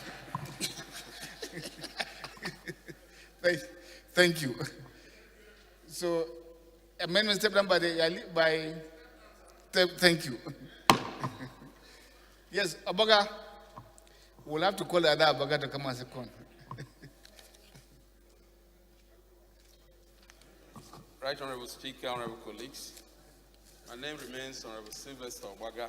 I represent Abakaliki Federal Constituency.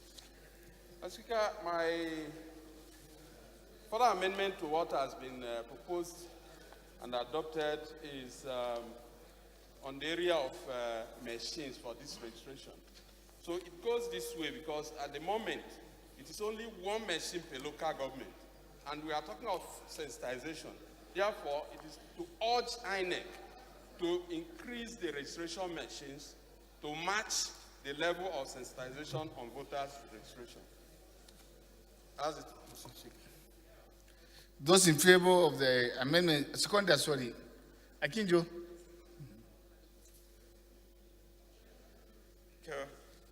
Colleagues, Kolade Akinjo, Elijah said the Federal Constituency, I rise to second the amendment as ably moved by my distinguished leader.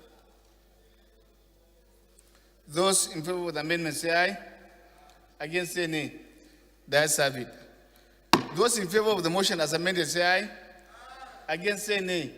The ayes have it.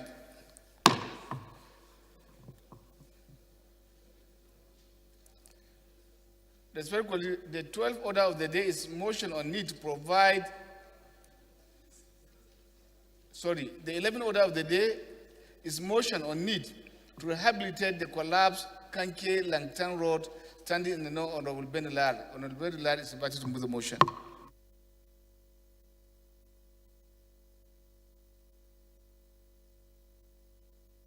I move a motion on the need to rehabilitate the collapsed Kanke Langtang Road. The House notes that roads are critical to the economic development of any nation. It enhances social benefits by providing access to employment, social, health, and education services. It also notes that Kenke Langtang Road, which was constructed in 1979, has collapsed, thus slowing down development in the surrounding communities. Mr. Speaker, this notion is aware that according to statistics by the Federal Road Safety Commission, FRSC, between 2015 and 2019, there were 12,027 road accidents, of which 5,400 persons died, while the Nigerian Bureau of Statistics stated that there were 11,363 road crashes with 5,000 deaths in 2017. The numbers continue to be high every year.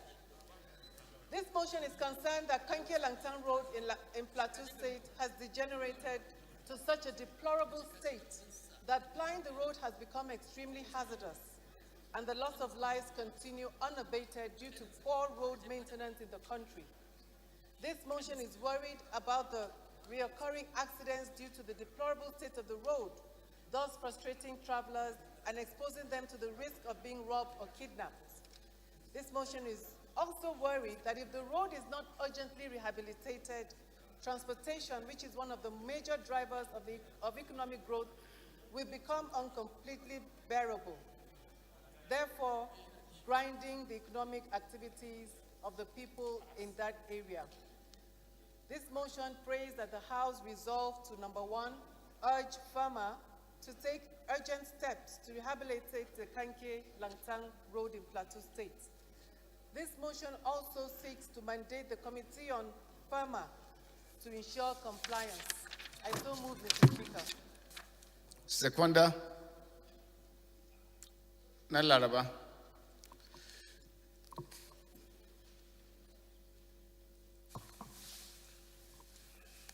Thank you, Mr. Speaker. Abubakar Hassan Nalaraba is my name. I represent the good people of Awedo Makana Federal Constituency. I'm from Nasarawa State, the home of solid minerals. I rise to second this motion ably moved by my dear Honorable Sister, Honorable Benny Lam. I so second. Those in favor of the motion say aye. Aye. Amendment? Okay, sir. Thank you, Mr. Speaker.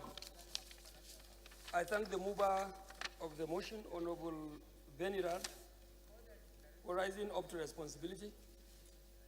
Mr. Speaker, my amendment is coming on the component of the prayer where the mover said that we urge FEMA to respond promptly to the need for the reconstruction of this bridge. Mr. Speaker, in order to strengthen that component of the motion, and in the spirit of the Wase Langtang solidarity, I would like to join the office of the Deputy Speaker also to be charged along with FEMA to make sure that this bridge is constructed. Thank you very much. The most powerful leader. It's an, he has brought an amendment. Akinjo. Taking. It will be taken. We need it. It is our only route. Thank you. Thank you, Mr. Speaker. And my dear colleague, Kolade Pia Kinjo in my name, Elijah Sedo Federal Constituency, I rise to second the very strategic amendment made by the leader. Those in favor of the amendment say aye. Against any, that's have it. Amendment.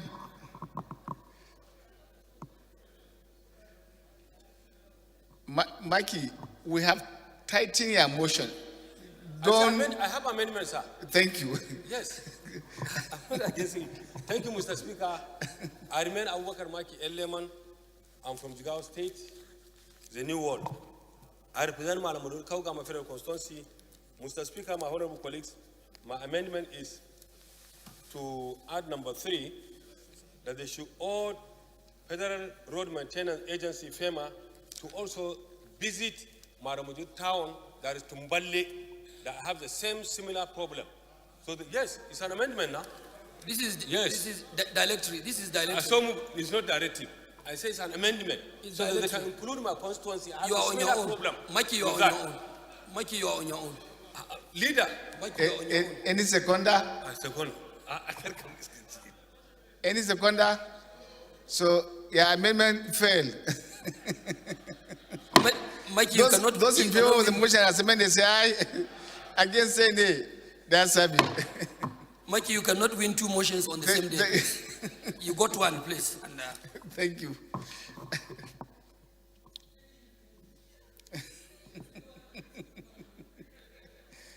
The 12th order of the day is a motion on need to provide body-worn cameras for security operatives in the country and create a situation room standing in no Honorable Chinedu Emeka Martis. Or Martis is invited to move the motion.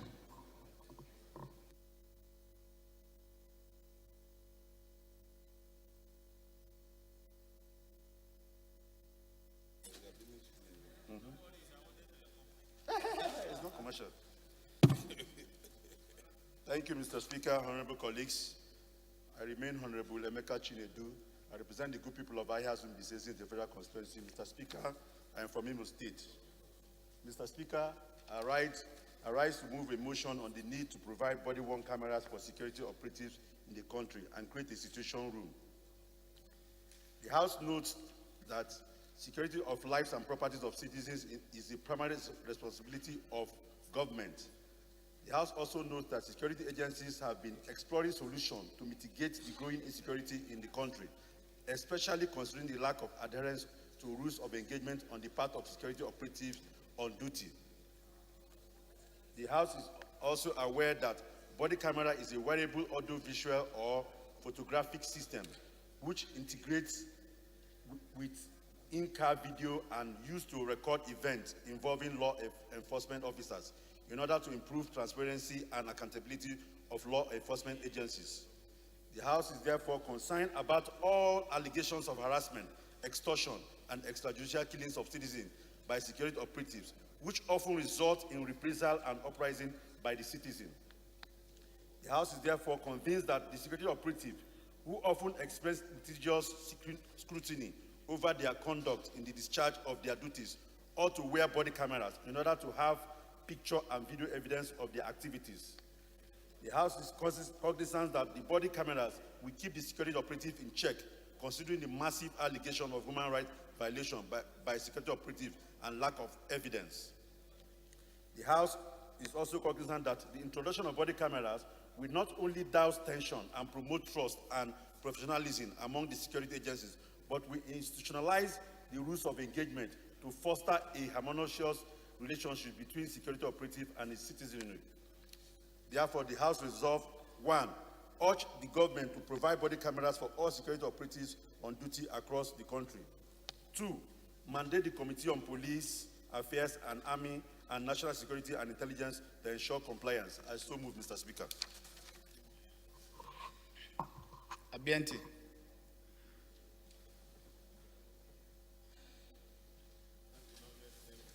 Thank you very much, Right Honorable Speaker, my distinguished colleagues.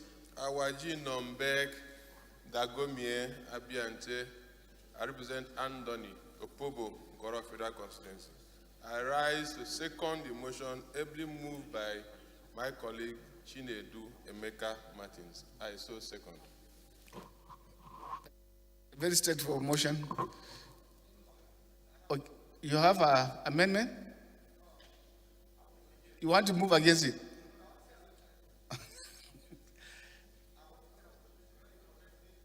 Your Excellency. Adamawa, we're praying for you.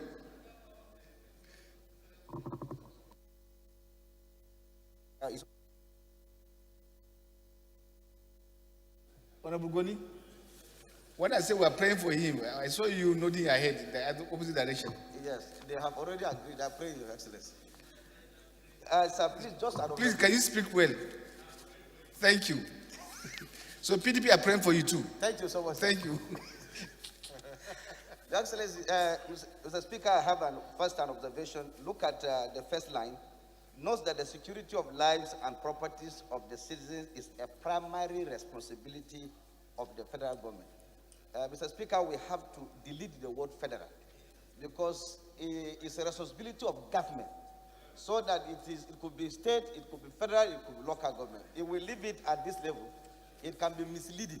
So what the Constitution captures is what you said, yes. Responsibility of government. Yes. It doesn't specify as to whether federal or state. Yes. Thank you. Finally, Mr. Speaker. So it's an amendment on constitutional order. Yes. Thank you. And secondly, Mr. Speaker, you see, I quite agree with the mover of the motion. What he said is very good. But Mr. Speaker, the problem we are having with coming up with motions of this nature, sir, we were complaining that some of these motions are not being implemented by the executive. I can assure you, Mr. Speaker, at the moment, the security agencies we are worried that they should even have normal kittings. They are not even yet to get the normal uniforms to go to conduct some of their operations. Now, by the time you add the issue of the most used body cameras, it's very likely that this may not come our way. And because of the fact that this may not necessarily come by the motion, I feel that it's a responsibility of the security agencies based on the resources at hand. But it's a very germane motion, but it's the implementation that I'm just afraid that whether we could be able to... I will not urge the House to throw your line on the last argument you are preferring. Reason being that if you watch Channel Television this morning that I watched, accusations are made about, I'm not in concurrence because I don't know, but I'm just saying among the things that were discussed today on national, as a matter of national discuss, how security agents, chiefs are taking out money, leaving people hungry. Somebody from NDLA, former DG, was the one who was giving that distance. So for us to make our system good, it's good to lay out the fundamentals of what a normal system should be, and then we follow with other question of funding. That's what I would urge us to do. But we'll take the first amendment. Thank you. Yes, sir. A brother from Niger.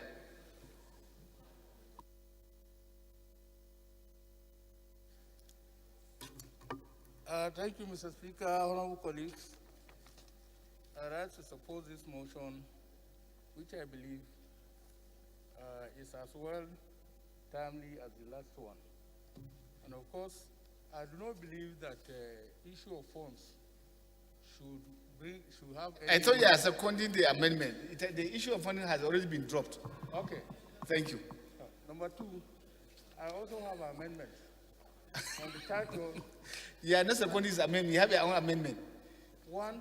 No, allow somebody to have take his amendment, the second his amendment, then we can come back to you. Honorable Ali.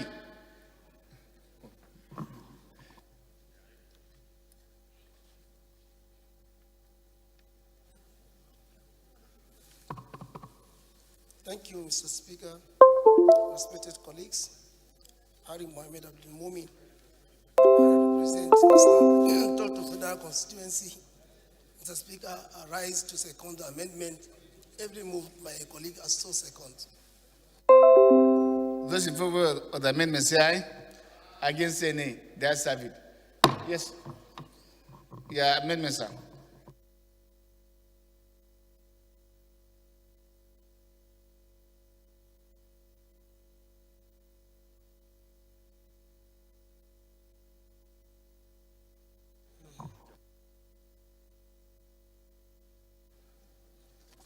Thank you, Mr. Speaker, honorable colleagues. While I support this motion, I want to introduce an amendment on the topic and prayer 1 and 2. I want to believe that we should not only talk about providing body cameras, but we must provide and enforce the use of those cameras. That's number one. The same thing goes for prayer 1. It's the same thing. We must enforce. My brother, why I will beg you to reason with this argument. First, if you say you're arguing that and then you're asking for the enforcement, you just pass the budget. Did you have that component? in the budget process. No. So how now do you enforce? So let's go for that and then look for other ways. Prayer number 2. Thank you, sir. Okay. Prayer number 2. I believe that there was special mention of army and police, which you believe, yes. But I want to crave the addition of customs, because of recent, customs have been found to be very reckless in their activities. So customs should be added to army and police. Thank you.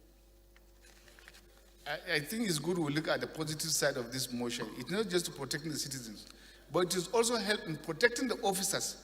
So it's not about the abuses, but making things look right and be done in the right way. Thank you. So, seconder for inclusion of our custom. Nelaraba.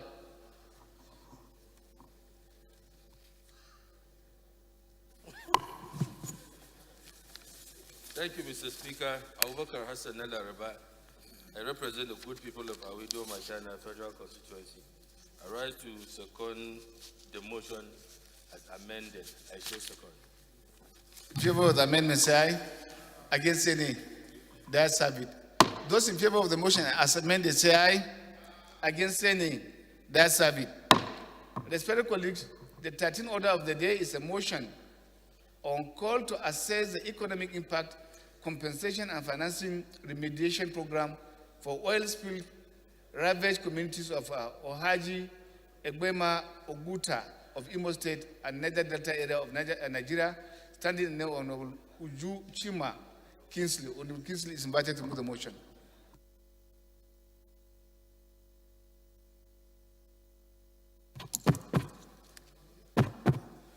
Thank you very much, Mr. Speaker. Honorable colleagues, my name remains Honorable Uju Kingsley Chima, representing the good people of Ohajibima, Oguta, Oru West Federal Constituency of Imo State.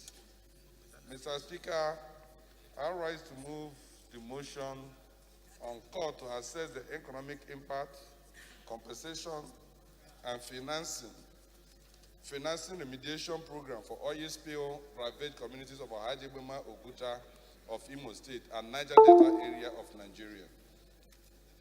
The House knows that crude oil has been a recurrent issue in Nigeria, and despite efforts to curtail its prevalence, stakeholders and agencies have not made concerted efforts to ensure that the legal instruments and policies are strictly adhered to by the exploration entities. Also notes that due to the geographical peculiarities of Ajima Oguta local government area, as well as Niger Delta areas of Nigeria, the predominant occupations among the indigenous peoples are farming and fishing. Concerned that oil spill in the host communities are resulted in pollution of rivers and low yield to farmers due to poor soil quality, a resultant effect of oil spill on their lands. Also concerned that the spills have caused diseases, psychological trauma and stress, occasional displacement, increased income, and untold hardship for the people of Ajibima, Oguta communities in Imo State. Cognizant of the need for oil exploration entities to be proactive in addressing the problems created by oil spill, as well adequate compensations to impacted communities. Also cognizant of the need for a remediation program which should be jointly financed by oil companies and the federal government to alleviate the sufferings of the people in the affected communities, resolves to 1, urge the federal government to design a workable compensation template for indigenes of the communities affected by oil spill in Ajima, Oguta, local government area of Imo State and other oil-producing communities across the country. 2, also urge the federal government to set up a remediation program set to providing soft loans for indigenous entrepreneurs in impacted communities to help finance their small and middle-scale commercial businesses with clearly defined times for repayment.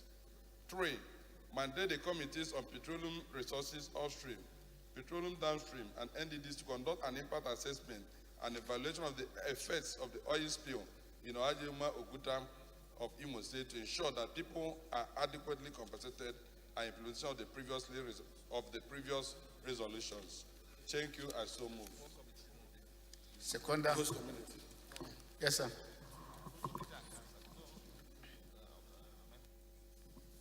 Yeah, thank you very much, Mr. Speaker. I remain Honorable Anieka Mana, member representing the unique people of Abak, Etimekbika Federal Constituency. Mr. Speaker, we are from the vibrant state of Akwa Ibom. Mr. Speaker, I rise to second this very important remediation motion, ably moved by my colleague, Honorable Uju. I so second. Amendment. Amendment. I have the first amendment from Honorable Comrade Johnson.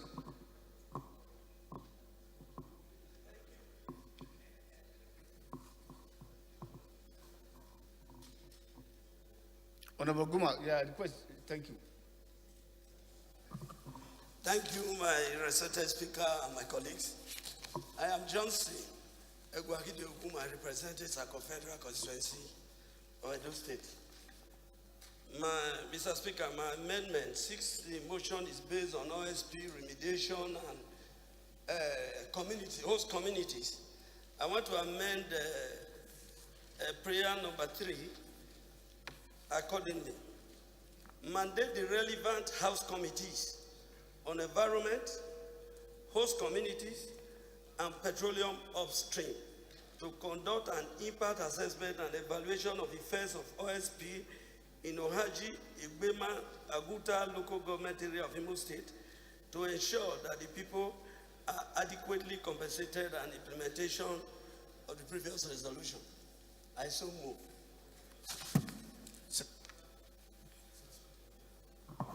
Seconder. Yes, sir.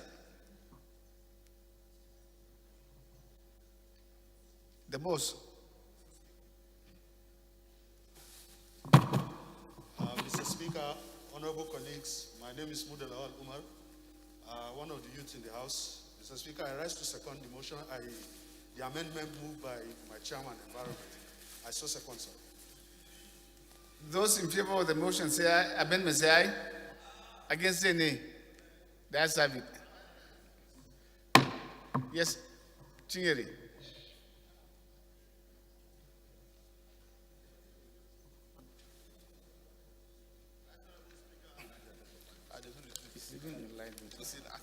Honorable Speaker, my dear colleagues, I am Chinyere Igwe, PhD. Mr. Speaker, I represent the good, the bad, the deprived, the neglected, the alienated people of Port Harcourt, River State, in the Niger Delta.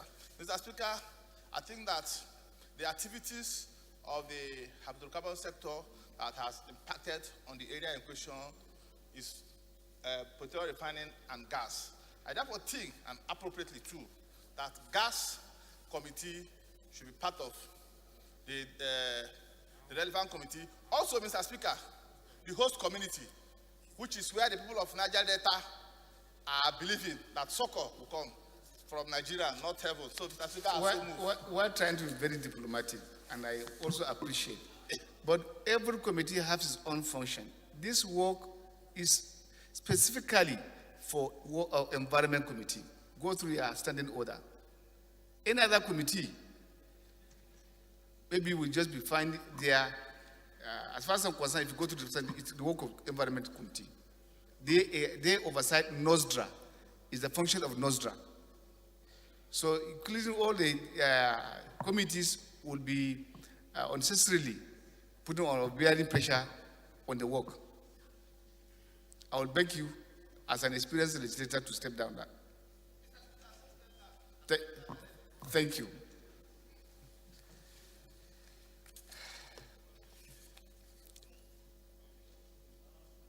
Those in favor of the motion as amended say aye. Against say nay. That's have it.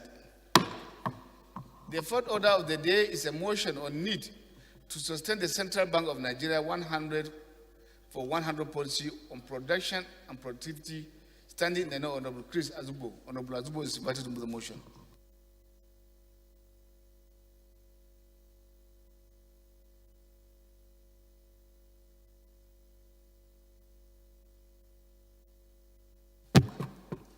Thank you, the Right Honorable Speaker. Good afternoon, all. My respected colleagues. I'm Chris Emeka Azubog, member representing Nnewi North, Nnewi South, and Ekusigo Federal Constituency from Anambra State. Mr. Speaker, I rise to move a motion on the need to sustain the Central Bank of Nigeria 100 for 100 policy on production and productivity. Mr. Speaker, the House knows that on Monday, January 31st, 2022, the Central Bank of Nigeria commenced implementation and subsequent disbursement of a total sum of 23.20 billion naira to 28 companies whose projects were selected for funding in the maiden batch of its newly introduced 100 for 100 policy on production and productivity, PPP, initiative. The House also knows that the policy, which is geared towards the funding of manufacturing companies that meet the specified requirement as stipulated on the policy, is designed to help to reverse the nation's over-reliance on importation by creating an ecosystem that targets and supports the right projects with the potential to transform and catalyze productive base of our economy.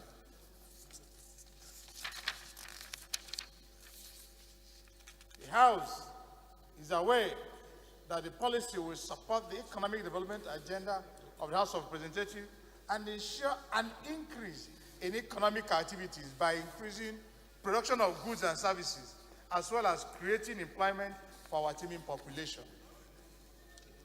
The House is also aware that the first cycle of this PPP witnessed 243 applications valued at about 320.06 billion naira and spread over key sectors, including agriculture, energy, healthcare, manufacturing, and services sector. And the maiden disbursement, which was held at 23.2 billion, comprised of 14 companies in manufacturing sector, 12 in the agricultural sector, and about 6 in the healthcare sector. Take cognizant that the policy will improve the capacity of Nigeria to produce goods for its population and sub-Saharan African market, especially, as well as protect the country from being a dumping ground for substandard products. That's also take cognizant that the program, if well implemented, will contribute immensely to industrialization, increase capacity to create employment for the teeming youth, and improve revenues through export and reduce importation of goods, thereby improving the economy of our country. The House resolved, 1, to commend federal government through the CBN for the 100 for 100 policy on production and productivity initiative. 2, it has mandated the committees on banking and industry to study the policy and make recommendations towards improving and sustaining the program for the benefit of Nigeria as a whole. I so move. Manu.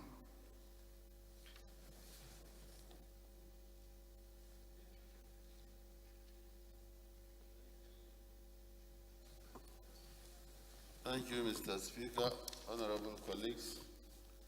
My name is Munir Babadana Gundi. I represent Kumboso Federal Constituency of Kano State. I hereby support the motion on the need to sustain the Central Bank of Nigeria CBN 100 for 100 policy on production and productivity, ably moved by Honorable Chris Azubugo. I so second. Those in favor of the motion say aye. Against say nay. That's a bit. Respected colleagues, the 15th order of the day is a motion on urgent need to address the incessant killings, wanton destruction of property, and displacement of Elijah people in the Barras local area of Bayelsa State, standing now on Kolade Victor Akinjo. Akinjo is invited to move the motion.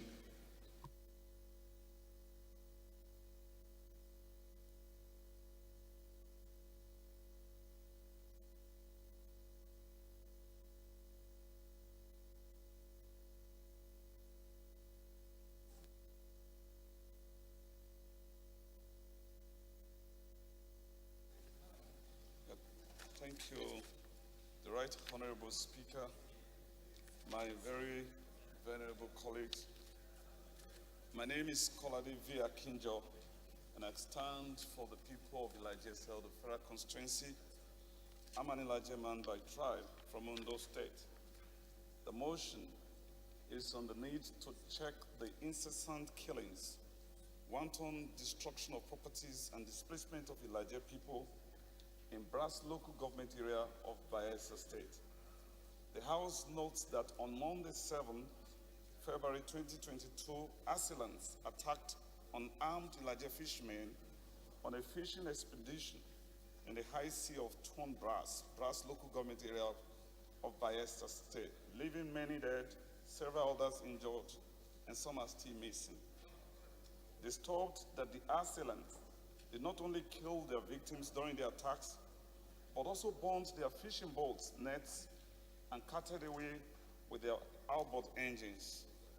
Concerned that Ilaje people residing in Brass are fleeing the community in droves for fear of further attacks, and the fishermen, who are mostly of Ilaje extraction, have boycotted fishing activities because of the current insecurity in the area.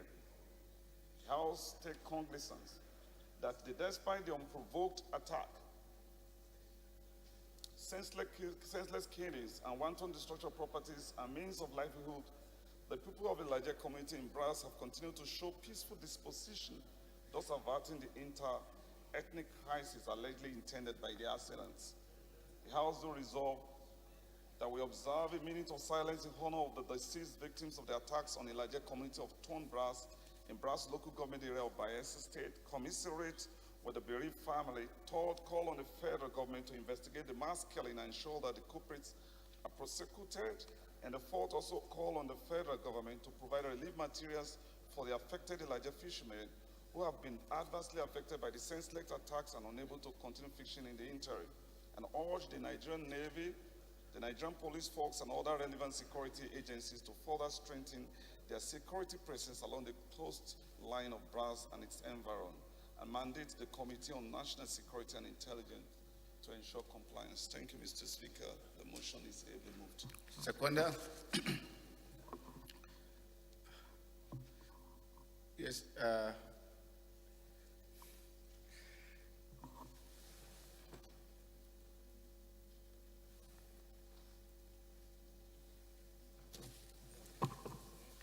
Thank you, Mr. Speaker. Highly respected colleagues, my name is Tijanika Ismail. I represent the good people of Ifelodun, Ofa, Onyu Federal Constituency. Mr. Speaker, I'm from Kwara State. I rise to second the motion heavily moved by my honorable colleagues. I so second. I believe this is a very straightforward motion. So, those in favor of the motion say aye. Against say nay. That's have it. Can we please rise for 1 minute silence as prayed in the motion?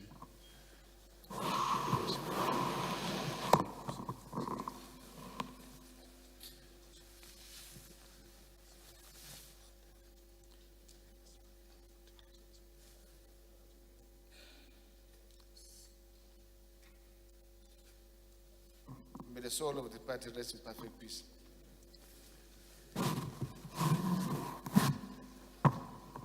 Respected colleagues, the 16th order of the day is consideration of a bill for an act to provide for the establishment of a federal medical center, Uta, Eda, and for related matters. All members will recall that the bill was committed to Committee of the Whole on Wednesday, 19 January 2020. The leader will move for its consideration.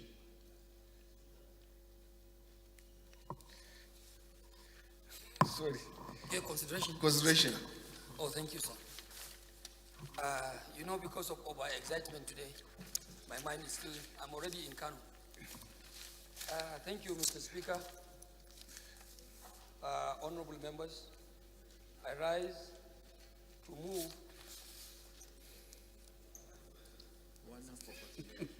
move that a bill for an act to provide for the establishment of Federal Medical Center, Ohotu Eda, and for related matters, HB 164, a Senate bill, be considered in the Committee of the Whole. Mr. Speaker, honorable members, I so move. Mandatory Whip.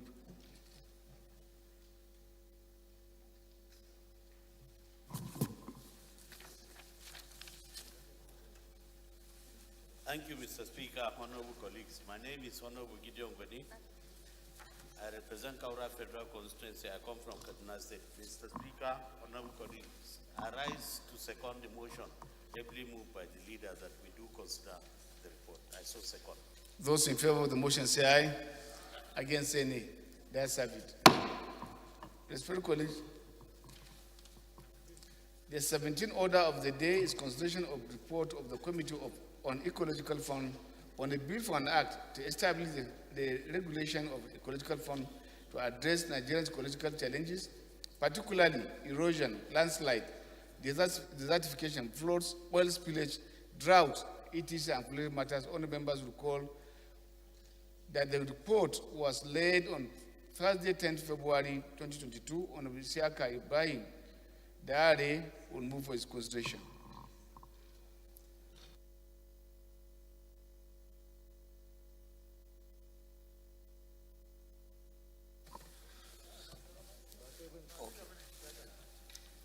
It's Babadini.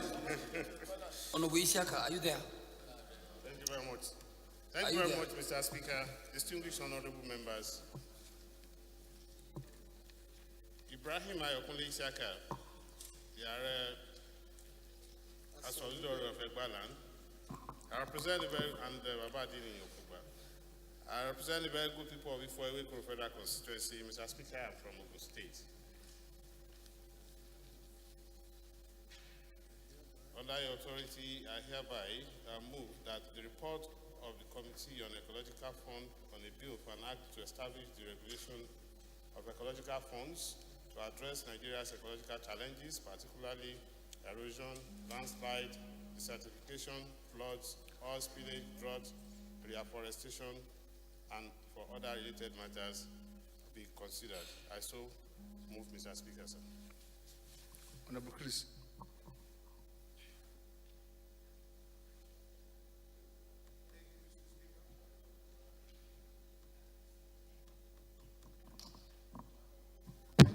Thank you, Mr. Speaker. My respected colleagues, I remain Honorable Chris Emeka Azubog, representing Nnewi North, Nnewi South, and Ekusigo Federal Constituency.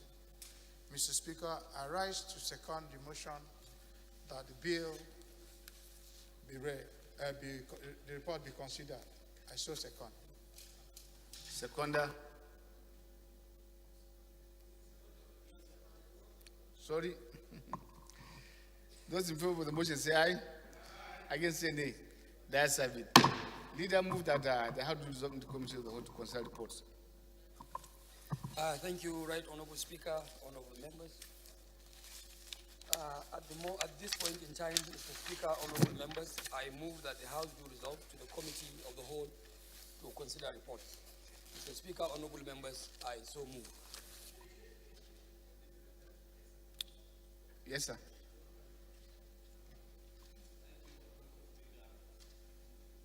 Honorable colleagues, my name is Honorable Gideon Gwani.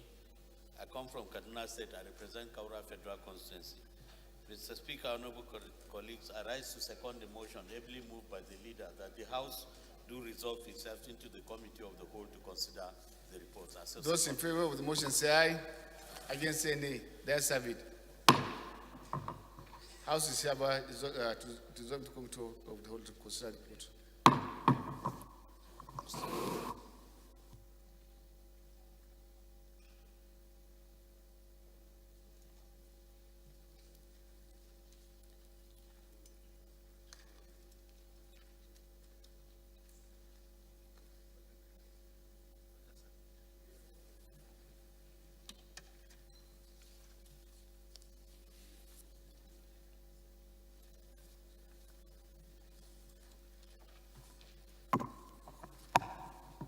My respected colleagues, the bill to be considered for an act to provide for the establishment of Federal Medical Center, UWUTU, EDA, and for related matters, I now invite the leader to give the synopsis of the bill.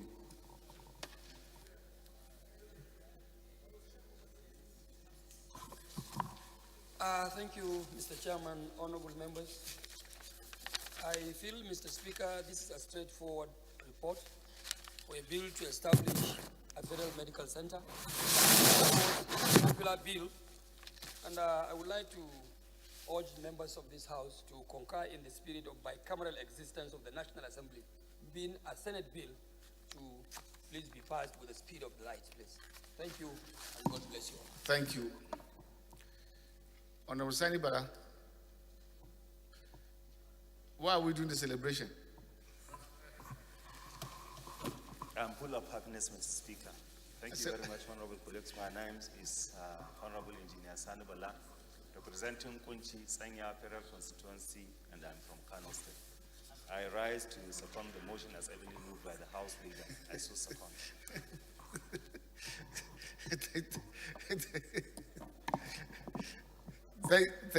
Thank you. Clause 1. Clause 2. Clause 3. Clause 5.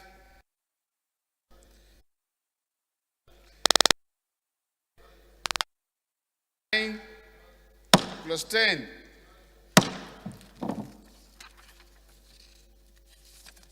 Clause 11. 12.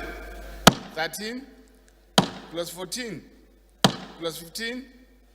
Clause 16. Clause 17.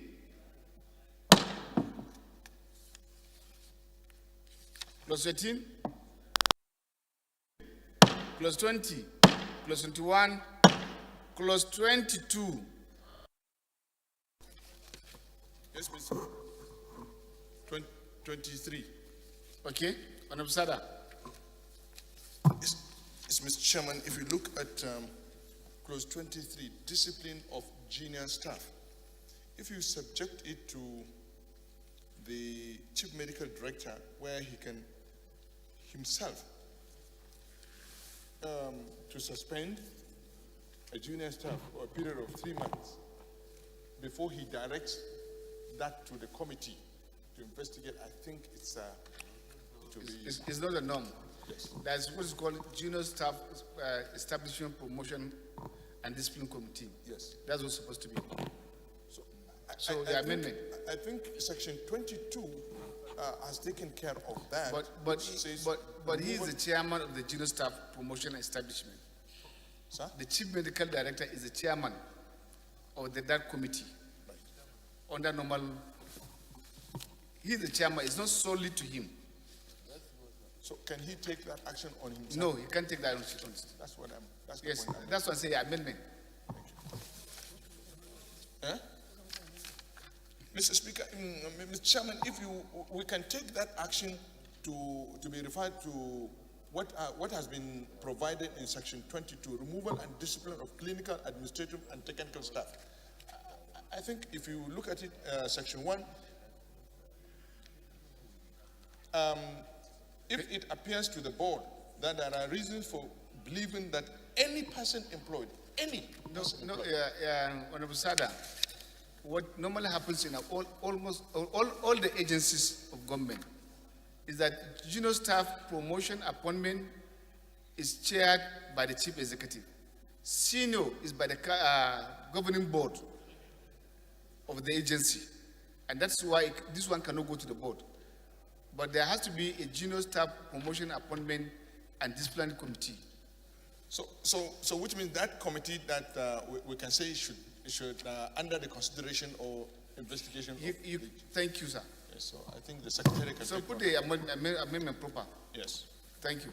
And also the section 23(2) down. In cases under this section of this bill, the officer shall be informed of the charges against him and be given an opportunity to defend himself. Not reasonable. Reasonable means 24 hours. So it's reasonable. Mr. Chairman, we are dealing with the law. Thank you. Yes, Ali, seconder. Thank you, Mr. Chairman, respected colleagues. Ali Mohammed Abdul Mumin. I represent National Total Federal Constituency. Mr. Chairman, sir, I rise to second the amendment, ably moved by a senior colleague. I so second. Those in favor of the amendment say aye. Against say nay. The ayes have it. But you have to couch it in such a way that it will not suffer when we go to conference, because it means then we are going to conference. So you have to do a good job. 23 as amended, carried. 24. 36, 26, 27, 28, 29. Explanatory memoranda. Long title. Schedules.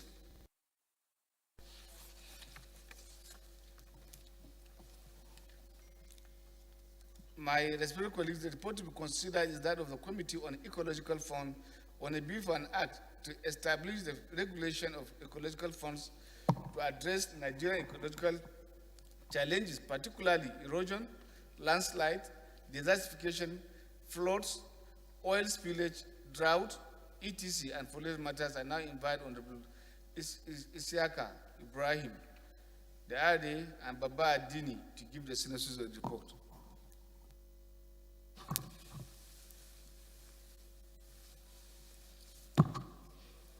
Thank you very much, Mr. Speaker. Ibrahim Ayokunle Isiaka. I represent the very good people of Ifor Federal Constituency. Mr. Speaker, I'm from Ogun State, and I wish to give a kind of synopsis about this bill. It's nothing really new. It's been in existence since 2004, Mr. Speaker, but it was through what I would call a kind of administrative agreement.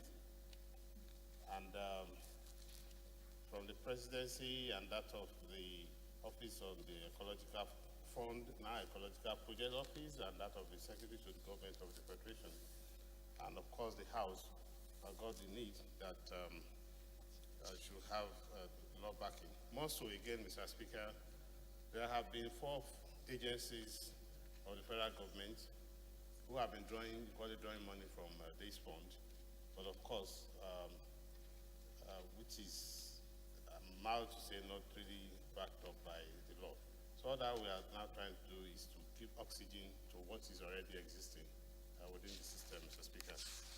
And nothing has really changed from the process, the procedure that was established, and the distribution of the money, the way it's being shared, because it has been through the consolidated revenue to the states, federal government, and the several local governments of the Federation. Then we have the NEMA that has been taken from the same fund. We have the Northeast Development Commission. And of course, even there have been some bills passed by the House, the Act recently, and trying to draw their money from the same source. So all that the House is doing today is to put oxygen and life onto that fund for it to function properly. I also submit distinguished honorable members that we can pass it. Thank you very much, sir. Thank you. The Baba Adini. Clause 1, 2, 3. Mr. Chairman. Yes, sir. This clause 3, Mr. Chairman, where it reads, the headquarters of the office shall be located in the Federal Capital Territory, Abuja, and may maintain offices in each of the 36 states and Abuja. Yes, and I think if you have the headquarters in Abuja, why should they have a local office again in Abuja? Yes, sir. I think it also applies and implies some agencies. They do have operational offices in the various states, apart from the one at the main headquarters. Headquarters now will deal with all of the schedules, and there's no interference in terms of the local functions. Well, Thank you, Okay. sir. I see. Yes, sir.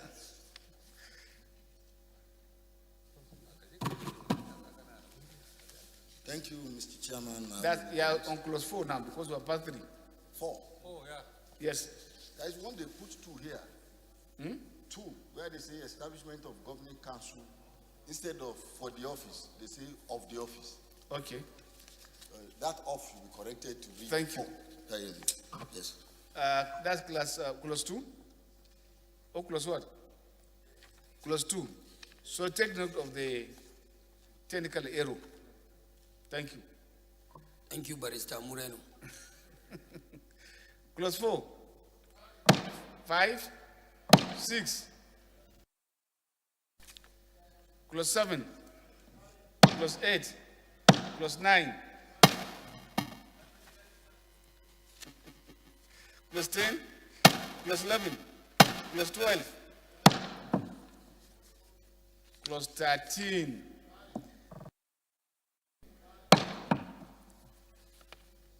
Honorable Secretary, do you hear the leader? Clause 15. Clause 18. Clause 19. Clause 21. Clause 22. The schedules. That is 23 now would be the short title. Chairman Shedu. 23, carried. Yes, sir. Mr. Chairman Shedu. Yes, sir. Thank you. Mr. Chairman, I'm from Bauchi. Mansur Manu Soro is my name. Chairman Shedu. Mansur, is Bauchi your federal constituency? Bauchi is a state, at least. Please be guided. For the observation, I'm from Bauchi. Yes. I represent Lagos Uganjo Federal Constituency. And you should place your cap properly, please. It's too much to the forehead. And I remain Mansur Manu Soro. Mr. Chairman, my observation has to do with schedule number 4. The quorum of the council meeting shall be 2/3 of its members, not to be determined by the council. I so amend. I don't know what happens in other. I agree to your own fears because tomorrow they can say 2-3% out of 15 can sit. It's wrong.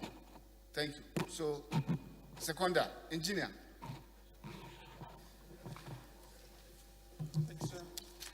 My name is Honorable Ahmed Munir. I represent the Federal Constituency from Kaduna State, and I hereby second what my honorable colleague has just set forth. And sir, if I may make an addition, I don't know whether we have passed it because we are moving too fast. May I, sir?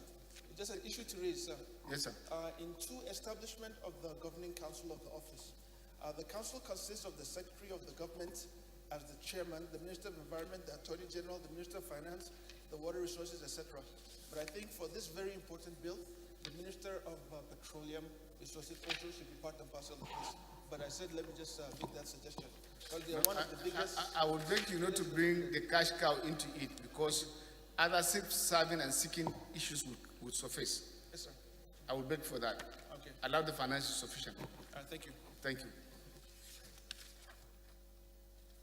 Seconder to Manu's, those in favor say aye. Against say nay. That's a bit. So, schedule as amended, carried. The long title. Baba Adini. I don't know whether you listen to the wise counsel of our leader. Yes, no, leader, move that will report to the house to report progress. Honorable Lere, you should approach the chief whip, please, immediately. Immediately, for guidance. You know you are my neighbor, I cannot call you to one. Hello, Your Excellency, the chairman of these very formal proceedings, chairman of the House Committee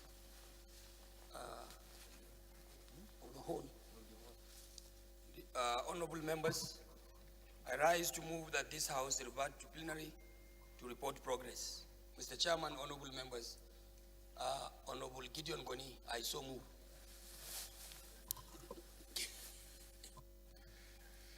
Deputy Leader of the House. Mr. Chair, and my dear colleagues, Comrade Peter Ohiozoje practicing MNI.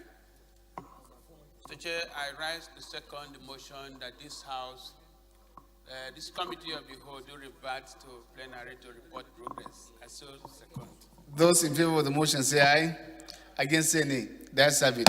House is hereby to revert to plenary to report progress.